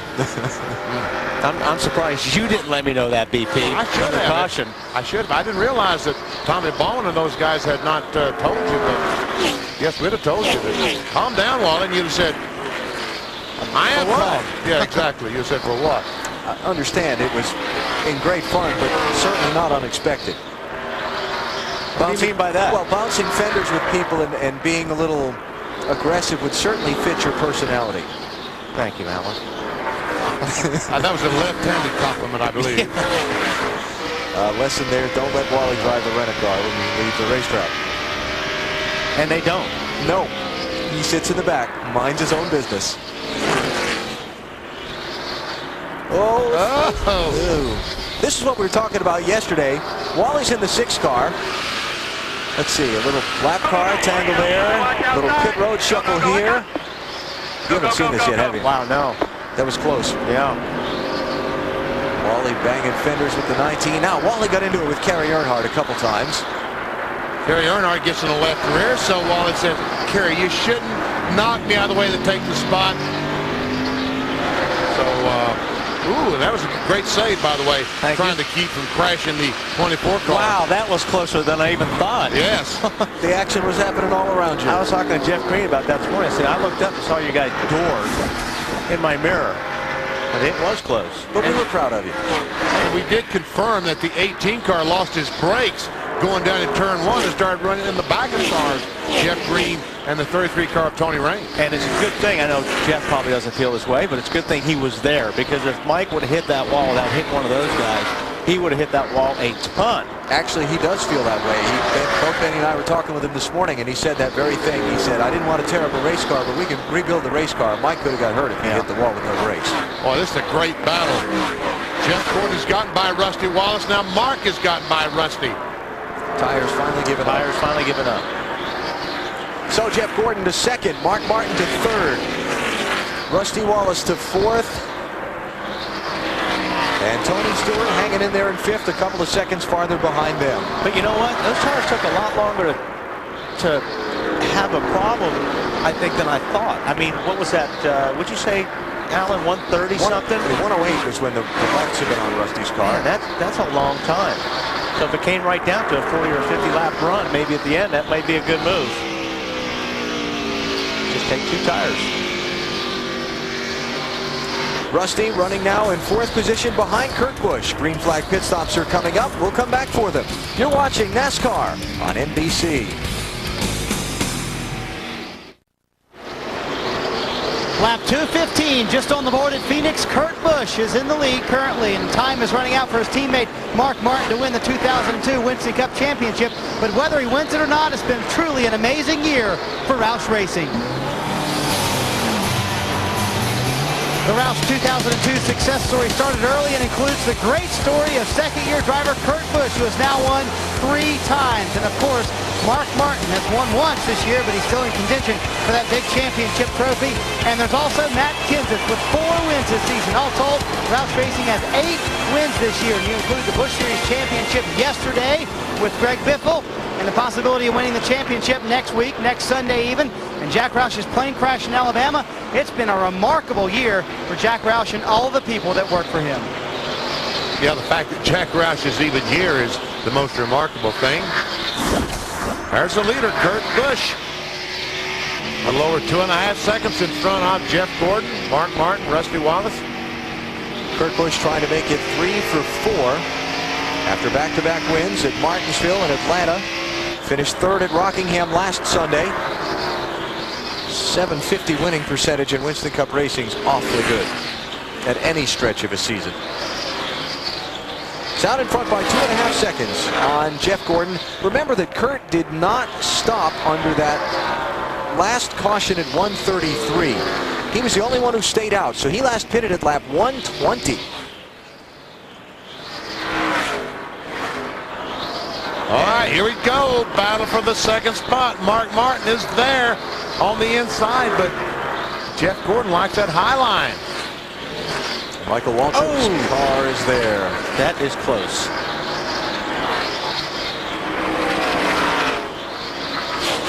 Call leaning on your buddy there. Well, these guys seem to be racing harder in the last month than they've raced all year long. I mean, these guys, you know, sometimes we've seen Jeff Gordon in that situation, back up, let Mark Martin go. They don't do that anymore. No. They race. Well, especially that guy in the 6 car. He knows he's got to race as hard as he can. And he's showing it today. Mark Martin needing to gain ground on Tony Stewart in the championship. And here comes the leader, Kurt Busch, onto pit road. Remember, I just talked about how long it had been since he stopped. Now, Kurt can make it from here to the checkers on fuel, considering how far he's just run. So, Bill, this could be the final pit stop for the 97 today. Absolutely right, Alan. If it stays green, they will not stop again. The car started out free, has stayed that way. Kurt thinks that the track is tightening up. He just wants 4 tires and fuel. No major changes to the car. So Kurt Busch looking for another win. Just up pit road in front of him now, Dale Earnhardt Jr. pulls into his pit stall. They go to work on the right side. This will be 4 tires and fuel and a track bar adjustment for Jr., who might have lost this race when he ran out of fuel. He's never had the same car since, trying to fight his way back to the front. He's on his way. It's going to get busy down here. Yeah, sure is, because now that some of the leaders have made a move for fresh tires, they're going to be faster, and you're going to need to get back out and get your tires quick, Bill. Dave Blaney getting tires and fuel. His car has been very strong, very consistent throughout the day. This is 4 tires. They've already got the rights on, around to the left, trying to get Blaney a strong finish. Matt, Marty. Bill, what a wonderful run for Elliott Sadler and this team in the 8th position right now. A little bit free. He said, don't mess with the chassis. Best he's finished before today at Phoenix is 27th. They're on the track to do much better than that today. A lot of people have been keeping an eye on the 44 car. Christian Fittipaldi had slowed down the back straightaway, but he has made it back to pit road. We will stay under the green flag. Almost like he ran out of gasoline in that 44 car, but here comes Tony Stewart, Matt Kenseth, Rusty Wallace, all down pit road, fuel and tires. Dale Jarrett's in, Terry Labonte's in, Bobby Labonte's in, and Bill Weber's got the championship leader. Well, this will be a big stop for these guys. They may not win the championship today, but they can take a big step toward locking it up. The car's been tight all day. Got a little freer, Tony told him, just before he came down pit road. The wedge wrench is in. They make the adjustment. It's 4 tires and fuel. Rusty got 2 tires on his last stop a long time ago. Wants 4 fresh ones now. Seemed to take a long time on the left side. He's on his way. Marty. Matt Kenseth was so fast we couldn't even catch a stop on pit road. Bill, great stop for the DeWalt guys, as we've come to expect. A little bit tight. Put the air pressure back where it was, and that's all he wanted. I tell you what, you put the pressure on those pit guys on that 17 car, and they're awesome. Meanwhile, Snyder. Oh, the leader, Jeff Gordon, is on pit road, BP. Just a little, well, actually, wicked tight was his description of the car. Started a little bit tight, got worse the longer he ran. They put the wedge back where it was when he came down pit road last time when he was happy with the car. When the 24 pitted, big moment for Mark Martin because he led a lap. Gained 5 bonus points toward the championship. Tony Stewart has not led today, and at this point, every point counts for Mark. And here he comes on the pit road. Following Kyle Petty in. Ward Burton, Mike Wallace also on pit road. Matt? And Al, this is going to be possible combo platter. They're talking about an air pressure adjustment in the right front. Mark Martin's car had gone to the tight side back on lap 132. They didn't make any adjustments. Still no wrench on the left side as the left side tires are going on for Martin. Waited till Gordon pitted, he led a lap, and then he hit pit road. Pretty good pit stop. Jimmy Johnson is now the leader. Ryan Newman is second. John Andretti is third. Those 3 topped off on the lap 183 caution. So I'm kind of surprised to see Johnson coming in here. Dave?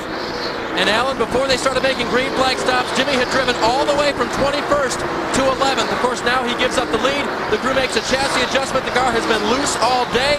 That's a wedge adjustment they're going to make. They also make an air pressure adjustment. He's still a little bit loose, but Jimmy has passed a lot of cars today, recovering from that pit miscue last time.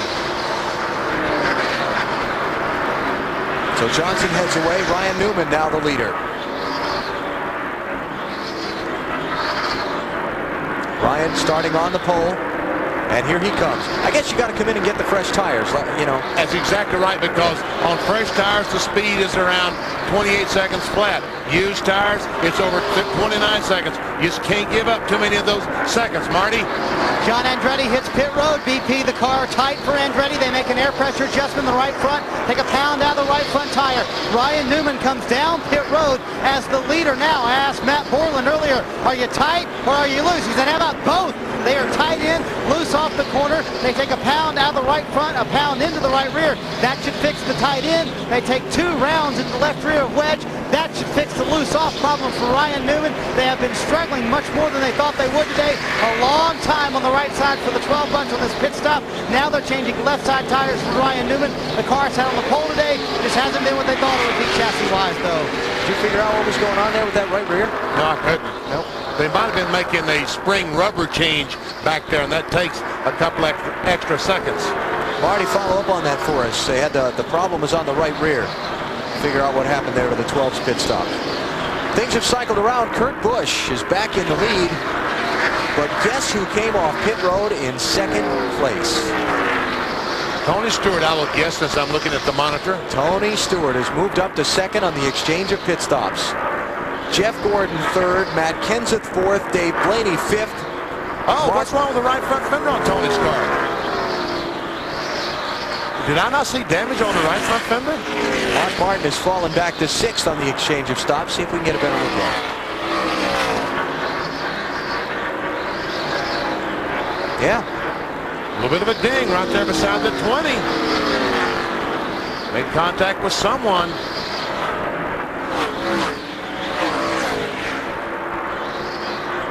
So Tony Stewart, the championship leader, gaining spots on his pit stop, but picking up a wrinkle somewhere along the way. Meantime, advantage Stewart as Martin has fallen back to sixth. Just those few extra laps and Mark ran on those old tires, and there he is coming through, trying to plow through some heavy traffic as he and Rusty Wallace in the 2-car trying to get through Kyle Petty and whoever that other car was, Joe Nemechek. Man, Rusty looks fast right now. See the difference from Tony Stewart back to Mark Martin. So for Mark being in front of Tony all race long, now inside the final quarter of the thing, he finds himself on the losing end of the stick. Well, you lose so much ground on those old tires when the guys you're racing with are on new tires. I mean, it's amazing how much time you can make up on a car. 4 laps was the difference between their pit stops.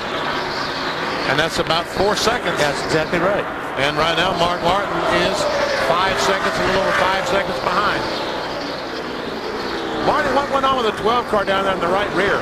BP, I have the answer for you. Before they could change the right rear tire, NASCAR officials made them cut this piece of side skirt off. It was flapping in the wind, and they didn't want it to become a piece of debris to cause a caution on the racetrack. So they had to cut this off before they could change the right rear tire, before the official would allow them to do it. Now, I know my buddy Wally would love for me to hold this with my hands, but it was right by the side pipe, so it's a little hot. That's why I'm holding it with these pair of pliers here. And the way you found out it was hot is you picked it up first, didn't you, Marty? No, I did not, Wally. Okay. Actually, I picked it up with this first, so and then give me a little bit of credit. That's an important piece right there.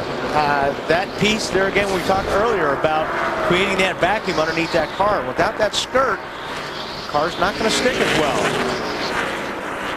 Bill, how did the 20 car get the damage on the right front fender? You know, Benny, that happened earlier in the race when he was coming down pit road. The crew, some of the guys weren't even aware of it, but he did ask about it.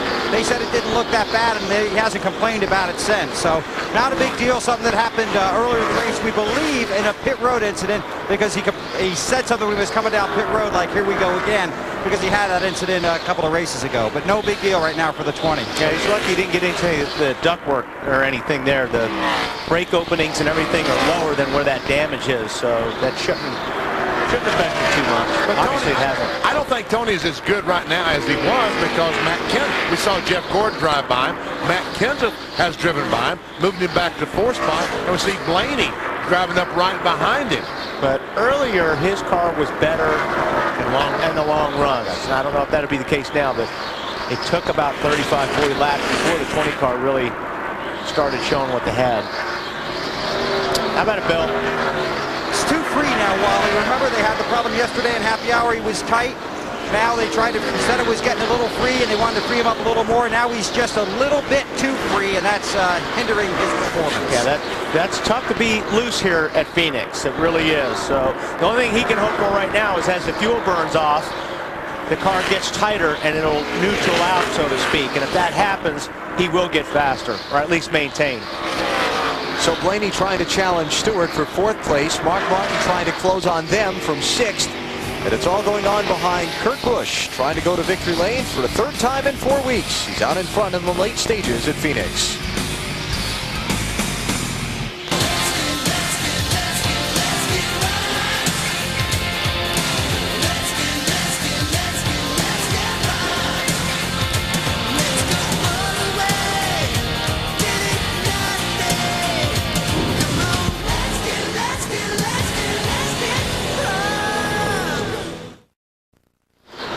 You haven't missed a thing. Kurt Busch continues to lead here at Phoenix, looking for his 4th win of the season. Out front here as we all were approaching the closing laps, 245 of the 312 in the book.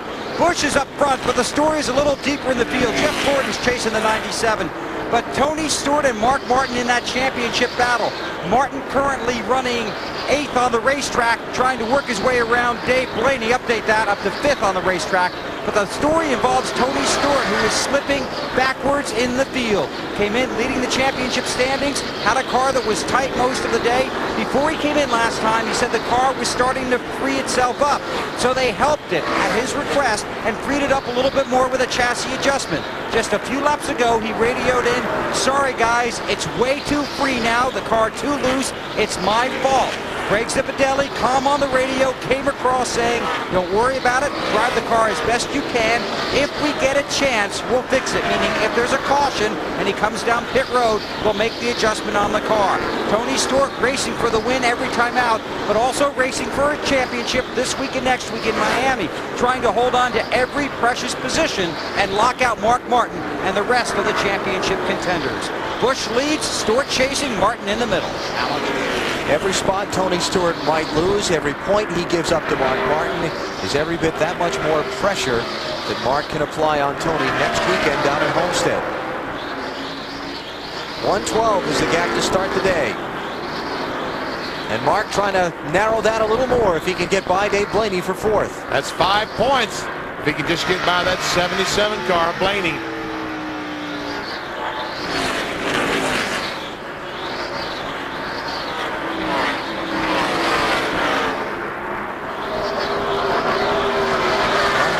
We've seen this movie before earlier today, haven't we? With Mark working on that 77 and taking a while to get around him.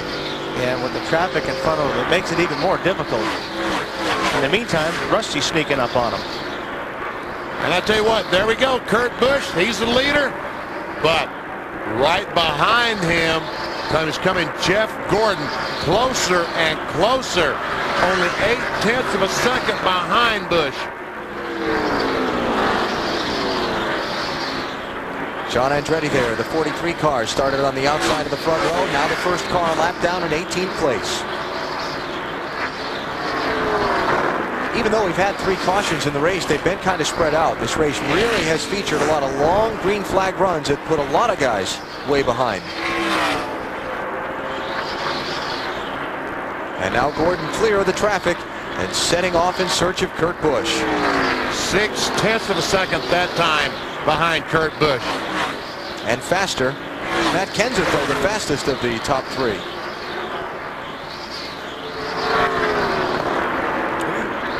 that the rev limiter I heard? Sure sounded like it. Busch using the high lane, Gordon down low. And to get to the other end, and they swap. Kurt Busch will run lower than Jeff Gordon does.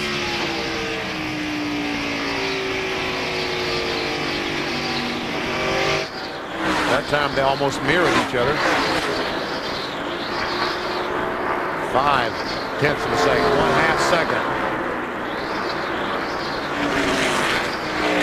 Damn it, you don't ever tell me nothing, Ben. Mark Martin wanting to know something that he's not finding out. That he's not finding out. Bill, what's happening with Kurt Busch? The car's good, Benny, but what's going on here is a lot of teamwork. His spotter is telling him where the 24 is running on the racetrack and where he's fastest, and then the guys down here in the pit stall are calling out the times. So Busch is driving the race car, spotter's watching the competition, crew is watching the clock. And you just saw that, folks. Mark Martin has gotten by Dave Blaney. He's moved into the 4th position. Gained 5 more points on that championship battle. You know, talked about earlier in the day, Mark Martin kind of being very frank and wearing his emotions on his sleeve. That happens when he's behind the wheel of the race car, too. And I'm sure if you're Ben Leslie as crew chief, you have to understand a little bit of where that emotion's coming from during the race. But I think everybody's like that. Every driver is like that. Once you get behind the wheel and you're out there doing your business, you're driving these race cars angry. And that emotion comes through on the radio. It's unbelievable what adrenaline does to a human being. And these drivers right now, as Rusty Wallace is going by Dave Blaney, the adrenaline surge in these drivers right now is as high as anyone gets. and it's just incredible what it does to you. Dave, how about Mark Martin? Well, Alan, remember earlier in the race they put out a set of scuffed tires that Mark said were the best that he's had on the car. They only had one set left. That's the set that's on there now. It's working incredibly well, and the report from the crew is that they can make it to the end on fuel. Getting around the Mike Skinner car, the 4. Skinner is in 25th place now. You know, we talked about the championship standings and gaining points. If you're not familiar with how the NASCAR Winston Cup system works, you get points for every finishing position in every race. The winner of the race gets 175 points. It goes down by 5-point increments, back through 6th place, then 4-point increments, back through 11th place, then 3-point increments, all the way back through the end of the field in 43rd place. Trouble turn 3, got a car on the wall. Christian Fittipaldi is damaged. In the middle of 3 and 4, Mark. Big crash. Let a couple of runs out. Car down in the right rear wheel, 2 in the right rear. I'll tell you what, NASCAR, and we see a lot of cars getting a lap back. John Andretti, Kevin Harvick. NASCAR officials will tell Christian Fittipaldi not to so quickly start getting out of that car. You're right. Unless you're on fire, you do not want to unbuckle when there's cars still coming around to get the caution. Because if somebody slips, if it was oil or something, and would have wound up in that car, it would have been very bad. Christian Fittipaldi making his first NASCAR Winston Cup start. Former star on the kart championship car series. His day will come up shy of the finish.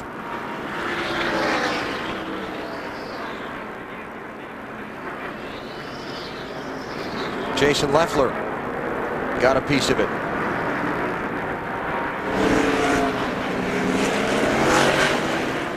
Yes, you did that. He's looking and said, you mean I did all that damage? Didn't feel like it was that much damage. 4 tires, 2 rounds down in the right rear. Come on, guys. Mark Martin's radio. 5, Dave? 4. You heard the adjustments, Alan. Scott Kurtz will put that wrench in. He's the catch can man. He reaches over now. He puts the wrench in, and they will turn it 2 rounds to give Mark the adjustment he wants on that chassis. Hopefully the adjustment that will take him to the end. Bill. Kurt Busch is just a little loose. Jimmy Fennig didn't want to mess with the car too much. It's a 1/10 of a pound of air pressure adjustment on the 97, if you can believe that. He's on pit road. As for the championship leader, Tony Stewart, remember his car was getting too loose. So it's a wedge adjustment that they made to try and tighten him up just a little bit. Stewart had just said the car was starting to come to him. Mark. Jeff Gordon already away. Bill was 4 tires. He said, I want a little more of what you just gave me around in the right rear to loosen him up just a little bit. But Matt Kenseth went with 2 tires and won the race off pit road. And I think Rusty Wallace did the same, Marty. Kenseth and Rusty, the first 2 off the pit lane, followed by Kurt Busch and Jeff Gordon. 1/10 of a pound of air pressure. That's like going, phew. Yeah. I didn't even know that they made a gauge that could read a 1/10 Me of a either. pound. Look how close this was between Kurt Busch and Jeff Gordon. Man, just a foot. Wow. All right, now what happened to put us under caution? Top of the screen. I think Christian probably had help on that deal. With Jason Leffler? Yeah.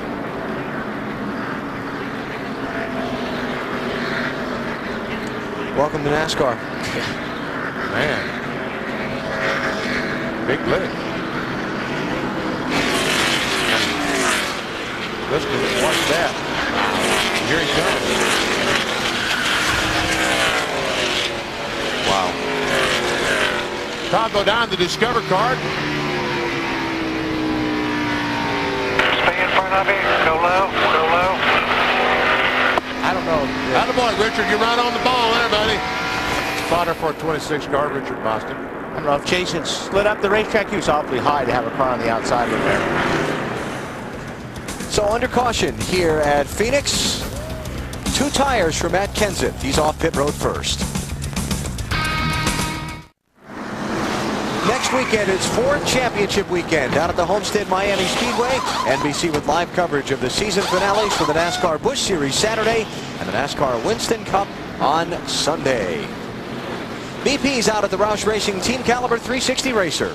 You know, folks, heat is always a problem in the desert. Keeping the fluids cool. Race cars are no different. That's why the radiator that keeps the water cool is much larger than a stock car, about 2 or 3 times as big. Also, the oil, that fluid tends to run hot. That's why they have to have the oil cooler, a small radiator here to cool the oil. In the back of the car, the gear also has fluid in the back. This is a pump that pumps fluid out of the gear into a small radiator. All the fluids in the cars have to be cooled. The people in Phoenix understand about keeping fluids cool, Alan. Hey, another thing, BP, keeping the driver cool. This is a racetrack that the driver really gets a lot of heat from the car because of the temperatures, and it does get warm. Plenty of sunshine in the Southwest today. Over 100,000 sun-drenched fans on their feet now for a restart that'll come with 48 laps to go. Matt Kenseth and Rusty Wallace, 2 tires only, now have the top 2 spots. Kurt Busch, Jeff Gordon, Mark Martin, and Tony Stewart make up the rest of the top 6.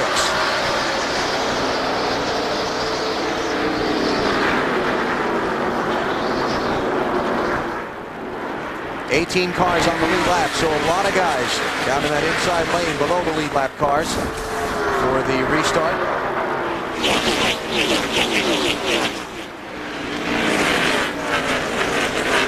Boy, you want to get past these lap cars as quick as possible. Because the faster you can clear the lap traffic, the guy behind you you're racing, if he gets hung up, you can just distance yourself because you've got the whole racetrack to work with, and they don't. Matt Kenseth, that's what's going on with him. He's gotten away while Rusty Wallace was trying to mess around getting clear of Ward Burton. Now Kurt Busch has the same problem, trying to get clear of Ward Burton.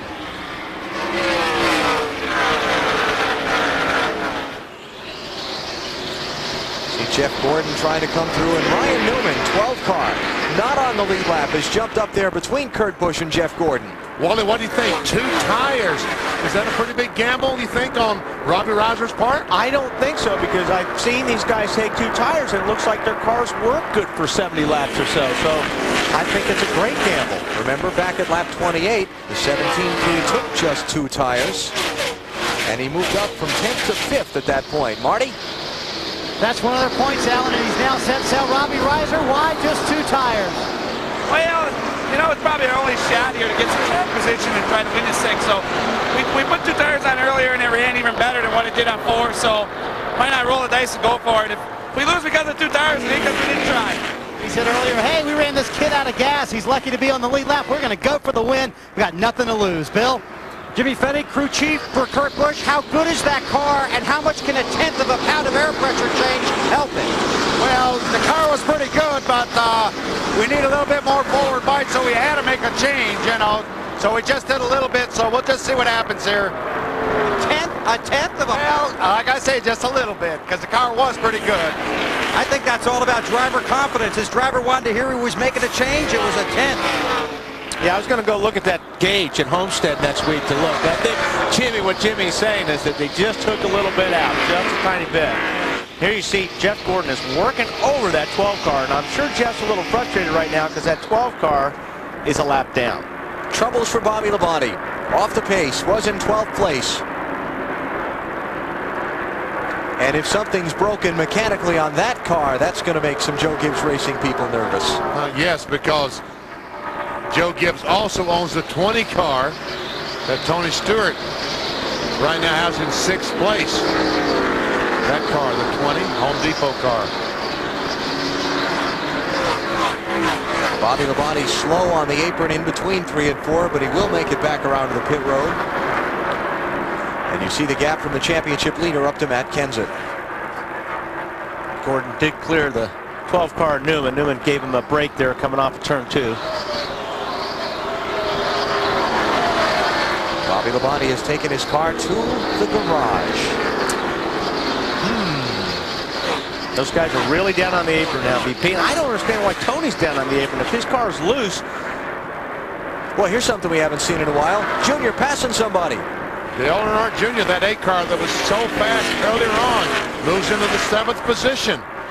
But he's 5 seconds behind Matt Kenseth. Can he get to all these cars and get to Kenseth? Even though we know he's very, very fast. Junior led this race from lap 7 to lap 117, with the exception of a couple laps on an exchange of pit stops.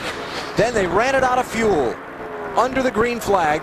He fell back at that point at lap 117 to 13 seconds behind the leader, and he's not really been heard from since. And you see Tony Stewart pointing Earnhardt by there down the backstretch. Tony put his finger out the window and said, go ahead and take me down on the bottom. Because right now, Tony Stewart's back in 7th position. That's not too bad, concerned that Mark Martin is only in 5th spot. But what he doesn't want is just someone in their hurry to make contact and spin him like Christian Fittipaldi a moment ago. That could be disaster for Tony Stewart. And he's not losing much in 7th place with Mark just running in 5th. So he's in very comfortable stead where the championship is concerned.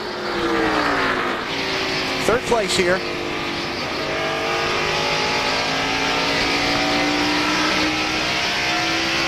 Jeff Gordon not quite able to get alongside. Although I think, let's see. Jeff's car looks like it's working a little bit better than even it was before they made pit stops. But he needs to let that car drift up off turn 4, and Kurt Busch is there.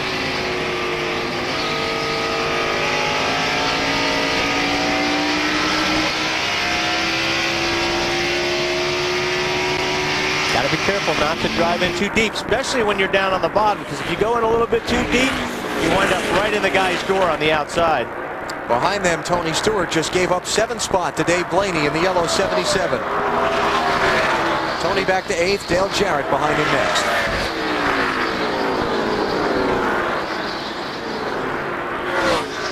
I tell you what, this battle between these cars, if this thing stays green, is taking their chance of winning away. And Kurt really slid up there that time, BP. I think he may have gotten one a little bit too deep, because he went up as high as I've seen him all day. How about a little crossover move? Not able to make it stick. So Jeff Gordon to 3rd, Kurt Busch back to 4th, but they're well behind Matt Kenseth. Kenseth out in front of Rusty Wallace by 2 seconds. 35 laps to go at Phoenix on NBC. NASCAR on NBC from Phoenix International Raceway. Home Depot presents NASCAR Winston Cup Racing. Second to last race of the season. 29 laps to go. Matt Kenseth with a 2-tire stop a short while ago, getting track position and the lead. He's made the most of it, moving out in front of Rusty Wallace by 2.2 seconds. How about Tony Stewart, Bill? He's fallen back to 8th. He has, Alan, and remember, first he was tight, then he was loose. Well, he just radioed in on this set of tires. I'm as tight as I have been all day. Tony Stewart has slipped back to 8th in the field, watching points slip away, trying to lock a Winston Cup championship and enhance his chances next week. So that's the story on the 20, and you can bet this team is certainly concerned with what happened to their fellow teammate, the 18 car, Dave. And that is Bobby Labonte. He's already in his street clothes. Bobby, you had a long discussion with your motor builder, Mark Cronquist. What do you believe happened with the motor, and are you concerned for Tony? No, something just came out the bottom end on it. It sputtered one time on the back straightaway and broke on the bottom end. I don't know what it could have been. There's a couple things it could have been, but anyway, it just blew up. Okay, and remember, guys, this team's motto is 1 team and 2 cars, so we got to watch the 20. Make sure he's okay for the rest of the race. Kurt Busch running 5th, being worked on by Dale Earnhardt Jr. These 2 drivers have dominated the front spot on the day. Earnhardt Jr. led 105 laps, Kurt Busch 117. Doesn't look like either one of them is going to contend for the win at this point unless the caution comes out and changes things around. We're running out of time for these guys to get up and catch Matt Kenseth, because right now they're about 5 seconds behind. I'll tell you what, when Kurt Busch has to run that real high line, he really loses a lot of grip and has to just regroup. That's the second time he's done that. I don't know if he's just getting in too deep or the car's just pushing really bad when he goes in high, but the same thing happened when Mark was racing him. And just so you know, during that last break, Mark did get by Kurt Busch and pick up the 4th spot, so he's just ahead of these 2 now. Boy, what a mistake for Junior's team when that car ran out of gas back at lap 117.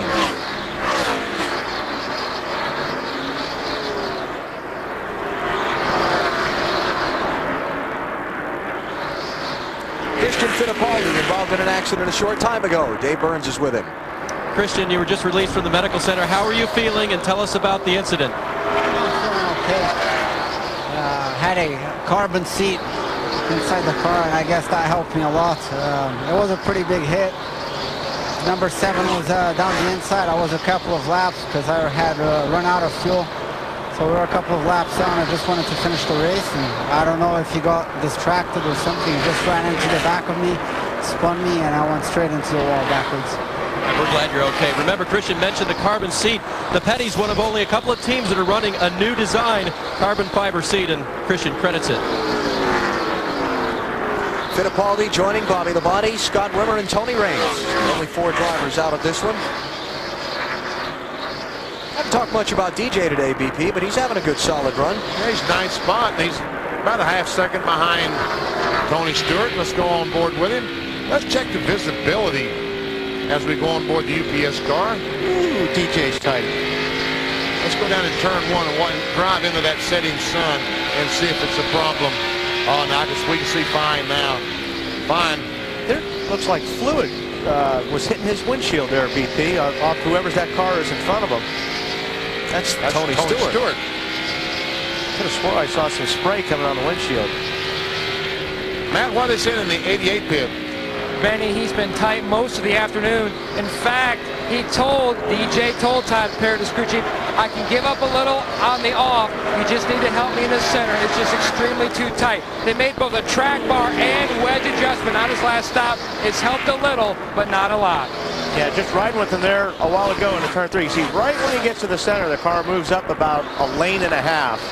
And he's got to wait on that. That's where you say diamond the racetrack. That's where you go in low, the car drifts to the center, you wait till it stops sliding, then you bring the car back down and get on the gas. Dale Jarrett, the 97 winner of this race here in Phoenix, had a problem early in that race, got a lap down, and under green made up the lap, passed the entire field, and one going away. Visibility is not too bad. Doesn't seem to have worsened any since we saw before. I'm not sure those 2 grandstands down there in 1 and 2 hasn't helped that sun. I really do believe that's the situation right there. Dave Blaney trying to move up. Trying to get 6th place from Kurt Busch. That 10th pound of air pressure that they made, that adjustment they made in the 97 car, whatever happened, it just is not the same car it was before they made that pit stop. Kurt Busch will end the day having led the most laps in this race. Oh, baby. And that was what I was talking about earlier. If that car on the bottom goes in too deep, you just wind up sliding into the car above you. And that's exactly what happened to Dave. He ran in there a little bit too hard, trying to pass the 97 car. And now he better let the 97 driver calm down before he tries to pass him again. Yeah, absolutely. So that settles down in 6th and 7th. Try it on the high side. Good day for Roush Racing. 11th is their worst entry. And that's the guy that won the race the last 2 years. Yeah. Jeff Burton. Plus the NASCAR Busch Series championship clinch yesterday here. All told, not too bad. Not too bad.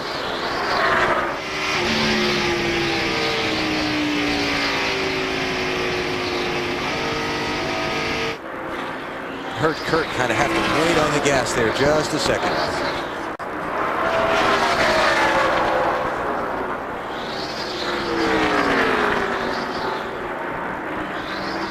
All right, now he's going to try him again. Yeah, but he's going to be a little bit more careful this time, I guarantee you. Coming up on 15 to go. How about the championship contenders? Mark Martin runs 4th. Tony Stewart runs 8th. Mark has led today. Tony has not. 112 will become 89 if they finish now, heading to the season's final race next Sunday, just south of Miami. Unfortunately, Mark Martin is going to say, now, if we could just subtract 25 points from that, 89, that would be, that would be really good. That was where we were last Sunday, 87 when the checkered flag fell. But then, the tech line problems. Penalty that cost Mark Martin's team 25 points. How about the 3rd through 7th place in the championship that we've been talking about today? Whoa. Look at this. Tight. Man.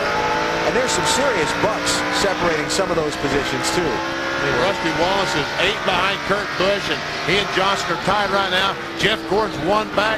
Ryan Newman 23 back. Just goes 3rd from 7th there, Alan. Wow. See what that is. That's only 23 points, but that's 4 spots. I'm flipping through my record book trying to get to the page there.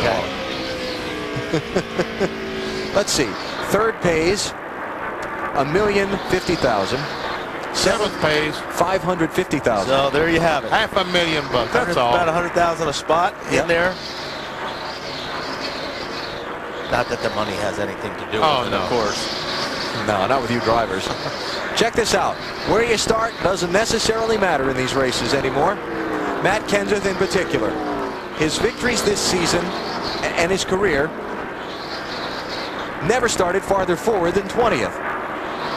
And today, 28th. Yeah. And here's an interesting stat, BP. Remember how Robbie Reiser talked about when they changed 2 tires, the first time the car ran faster than it did on 4? The fastest lap Matt Kenseth has run all day was at lap 267. Just after they put just 2 tires on the car. So for that, we'll give Robbie Reiser the Autotrader.com move of the race. He's got my vote. The big attaboy. The 2-tire call and knowing his car could handle it and get away. That and darn good pit stops. I guess. How about it, Marty? Well, Alan, we started our day, our full day of NASCAR on NBC with the Winston Cup Pit Crew Challenge. The team that won this 17 bunch for the 2nd year in a row in record time. How dedicated are these guys? This morning, Sunday morning, they left Charlotte to come to Phoenix. Their plane left at 4 a.m. Eastern time. They got here at 6 a.m. Mountain time. So when they get home tonight, they'll have been up for almost 24 hours. So what did they do when the race was on the line? They delivered a 6.3-second 2-tire stop. How many times have these guys on this DeWalt team put Matt in a position to win a race, and they've done it again today? I'll tell you what, you give these guys a goal and you say you got to go do it like that pit crew race, trying to win the race, they are tough. And you know what? When you come in and your guys give you a good pit stop, that pumps a driver up. That really does. 4 wins so far this season for Matt Kenseth. Rockingham in February, Texas, Michigan, and then Richmond in September. Last year at Phoenix, he started 38th. He finished 4th. Now he's in search of a 5th victory in 2002.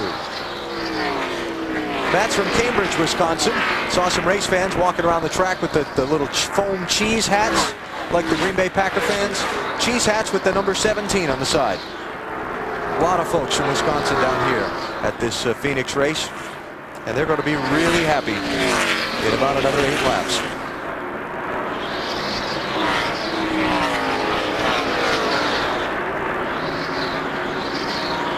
I've seen Rusty Wallace, and I tell you, this is going to be tough for Rusty to handle, to be this close, less than 2 seconds behind Matt Kenseth, that victory that he wants so badly. For Rusty, it's going to be the 4th time this season he will have finished 2nd if he hangs on. If he hangs on. Jeff Gordon trying to close. He's coming fast. And right behind Jeff Gordon is Mark Martin, who's running very well right now. We see the Viagra car right there. Mark comes into the picture. Mark told us he couldn't drive any harder than he does. If he did, he'd crash. He's on the edge now. He's had a fine day. Going to finish in 4th. Will gain points on Tony Stewart and keep from being closed out today. He'll send it to Homestead next Sunday. And what might have been for the Budwagon? A great comeback for Dale Earnhardt Jr. and his crew to come back and be running in 5th with just a handful of laps to go. But you're right, what might have been. Lap 117 ran out of gas while leading. Fell 13 seconds behind, never recovered. I guess they'll be disappointed with 6th, Kurt Busch and his team. Oh, yes, very much so. But I don't think Dave Blaney will be too terribly disappointed with 7th. No, because they have been competitive. They've been in position at the right situation. They could run in the top 5 today. He won off his career best Winston Cup finish, which is a trio of 6th place runs. And for Tony Stewart, Disappointed that he didn't win the race, as always. That's a given with Tony.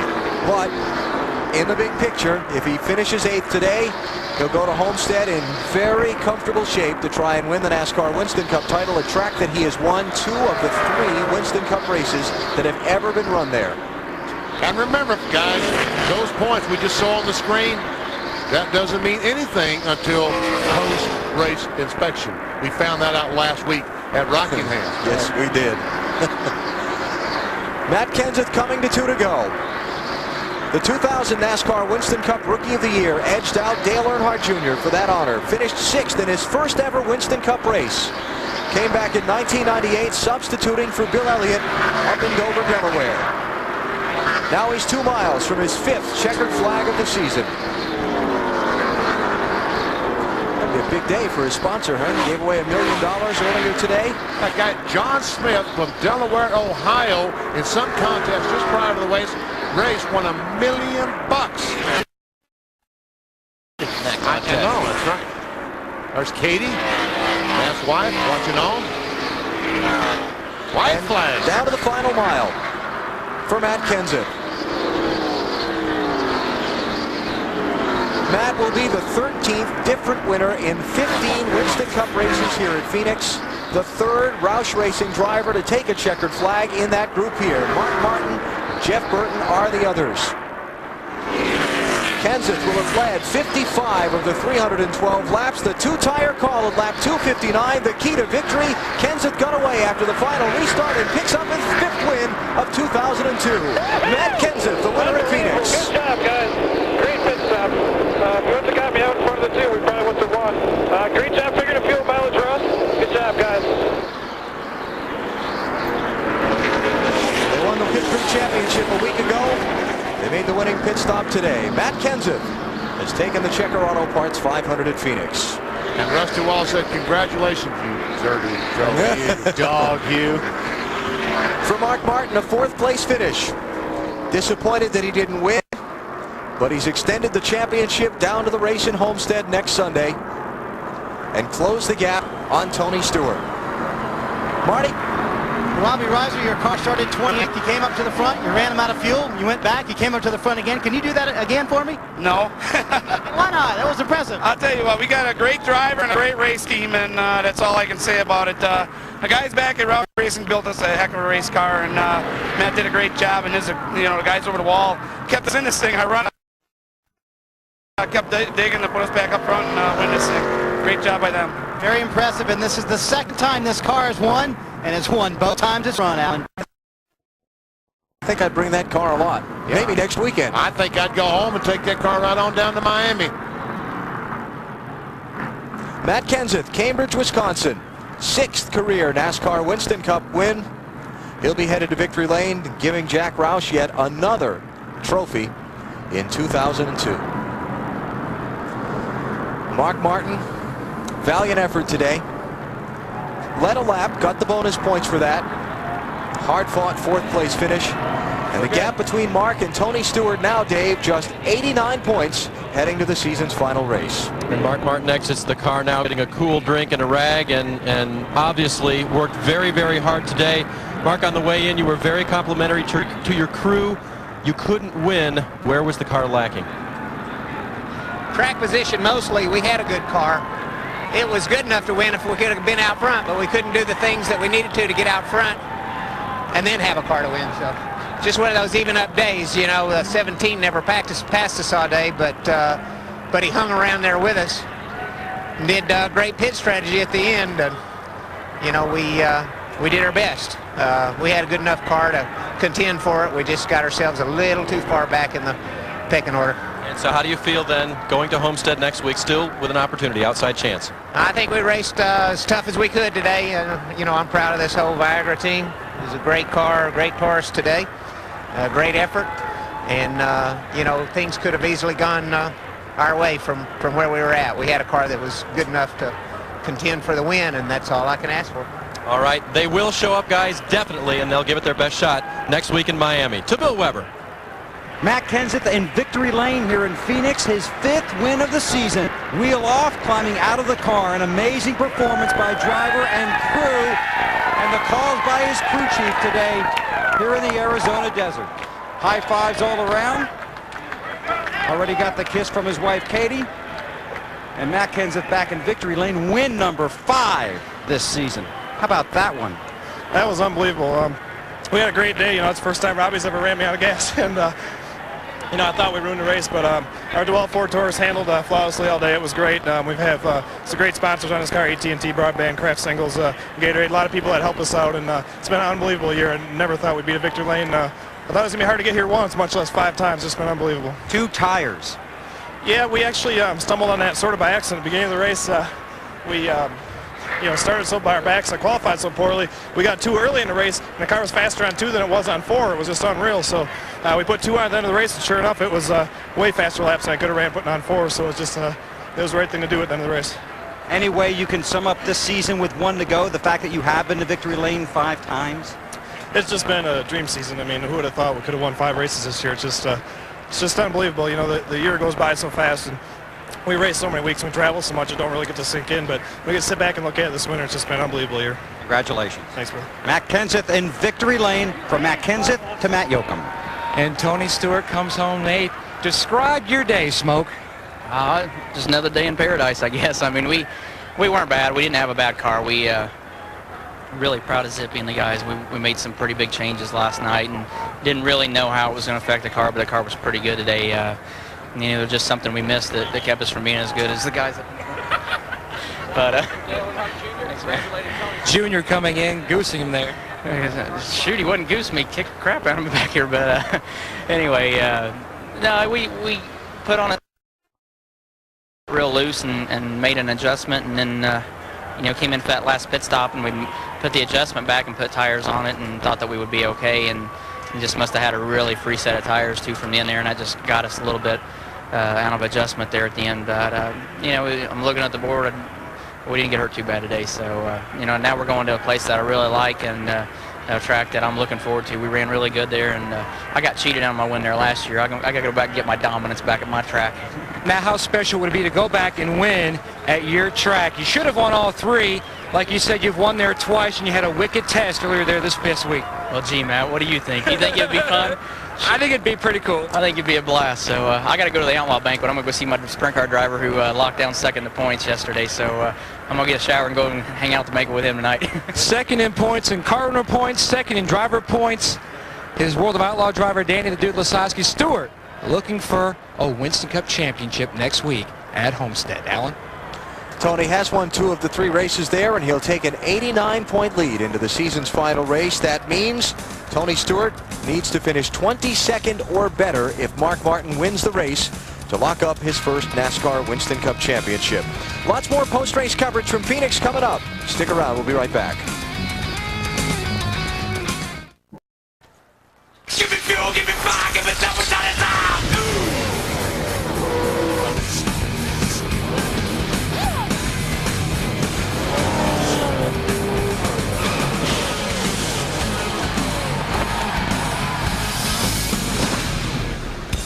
It's the Autotrader.com post-race show. Continuing coverage today here in Phoenix in the aftermath of Matt Kenseth's win in the second-to-last race of the NASCAR Winston Cup season. Better than 100,000 fans on hand. Beginning to file out under beautifully sunny skies moments ago, the rivals for the championship making the walk back to the garage together. They'll fight for the title. They'll do it on friendly terms. Marty. Alan, the man that finished second today, Rusty Wallace, 2-tire stop at the end. I think you can honestly say after this one you left nothing on the table, Rusty. I don't think we did. We had a really good handling car all day long, and in order to keep that track position, a lot of guys were 2-tiring, and after we 2-tired, I said, man, I think it's really making the car handle better. So we did 2 tires, 4 tires, 2 tires, 4 tires, and at the end with 45 to go, we did 2, and it worked out real good. We've gained a lot of points, and darn, I haven't won yet. I'm getting closer and closer and closer. We've got 1 more race to go, so I hope we can do it. But it's been a really good year so far. Boy, the car was really fast today. It's our best car we've got, and so now we're going to take it back to the shop, clean it up, and take it right to Homestead and take our best bullet there. I know that wind's eating at you, Rusty. You going to be able to sleep this week? Nah, hell, I don't sleep at all hardly anyway. Truly worrying about this thing, but if it's meant to be, it'll happen. You know, I just hate to let that streak of 16 straight years of winning quit. And Billy says, I hate to be the crew chief that's with you if it does happen. So we're giving everything we got.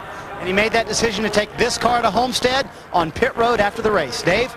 And finishes of 27th and 37th are roundly trounced today by Junior finishing 5th. You got to feel great about that. Yeah, I'm pretty happy. We ran out of gas, which is really stupid of us, but we miscalculated.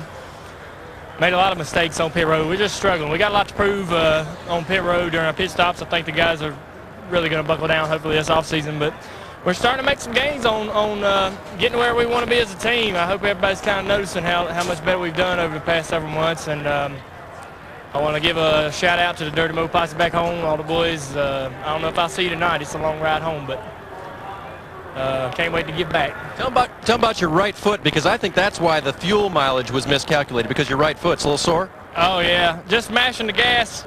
You know, I don't know what the bottom of it looks like, but mash the gas so hard just cause you're like, you know, you're wanting to go, and I was trying to catch Mark at the end, and I swear to God, I must have knocked a hole in the floorboard there trying to catch him. But well, they can repair that, and he comes home with his 11th top 5 of the season, guys.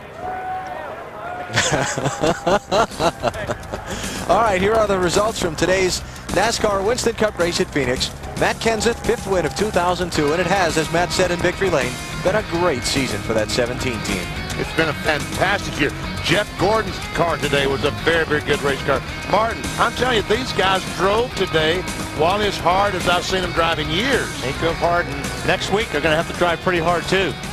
Season high finish for Dave Blaney in the 77 car. And Kenny Wallace beat Jeff Burton by about a half car length coming down to the start-finish line on the last lap. That 43 car, because he finished all the laps, I did the math. 22,016 books donated because we ran all the laps yesterday. Cheerio spoonful. Yeah, Cheerios, a program that you and John were both doing with Cheerios this weekend to donate books to a reading charity here in Phoenix. That's a lot of books, 22,000 books. I guess. You're not carrying them all, are you? I don't think I've read 22 books, let alone. Can't even count that high. That opens up a lot of responses, none of which would be good. I know. And we see that 38 cars still running at the end. Bobby Labonte had that engine problem. He's out of the race. Jamie McMurray crashed early, ran some laps, but fell out before the race was over. Christian Fittipaldi, Scott Wimmer, both involved in crashes. Tony Raines with mechanical failures. A couple moments ago, Dave Burns spoke with today's third-place finisher, Jeff Gordon. Jeff Gordon finishing 3rd. And Jeff, after talking with you yesterday and knowing how your car was doing, you guys made a big comeback to finish 3rd, didn't you? Well, I think it just says a lot about this race team, how hard these guys fight every time we come out to the racetrack, and this you know, effort right here. There's a lot that was put into it. We came here and we tested. We thought we found something, you know, and built a good race car. Came back here and backed that up with a good solid run on Friday qualifying. Great solid run today. I mean, I thought we had one of the best cars. Unfortunately, 2 tires won and 4 tires didn't, and so we'll you know, take our 3rd place, best finish we've ever had here. Well, the defending Winston Cup champion beaten by pit strategy, but gave it his best effort, guys. And the 77 car of Dave Blaney finished 7th today. Boy, you seem like you had a rocket ship in the first half of that race, but just fell off in the second half. What happened? Well, I don't know. You know, we tightened up a little bit in the middle of the race and couldn't ever catch up to it. We were so good early. We had to make big changes on it, so we were trying to sneak up to it and never caught up. But man, I thought we had something for him the first half of the race on the long runs, and we just got a tick off there in the end. We could still hang, but we couldn't gain ground. But solid day for the Jasper guys. I was proud of them, Brian and everybody. Another good run for this race team. Do you feel the momentum building headed to one of your best racetracks in Homestead? I don't know. We just, you know, you do all you can do every weekend, and man, we had a really smooth, good weekend. We qualified good in race practice, good in the race, and you know, you have weekends like that. You say, man, oh man, this isn't so hard, but but it is. But it is, and it just makes you appreciate the good ones, but even more. And a great weekend for Dave Blaney. Comes home 7th here at Phoenix. Alan. Here's our Pepsi race recap. What happened today in 500 kilometers at Phoenix? Well, 100,000 plus fans got a good soaking of sun. Tony Stewart tried to protect his lead in the NASCAR Winston Cup Championship to start the day.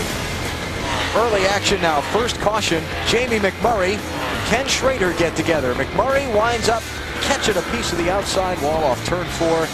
He would continue, but later drop out of the race.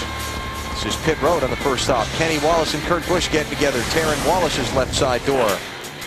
Dale Earnhardt Jr. under the green with a massive lead at lap 118. Runs out of fuel. Comes out 13 seconds behind the leader. Caution here for Scott Wimmer. After he and Robbie Gordon got together, watch Tony Stewart, the championship leader, just slip through.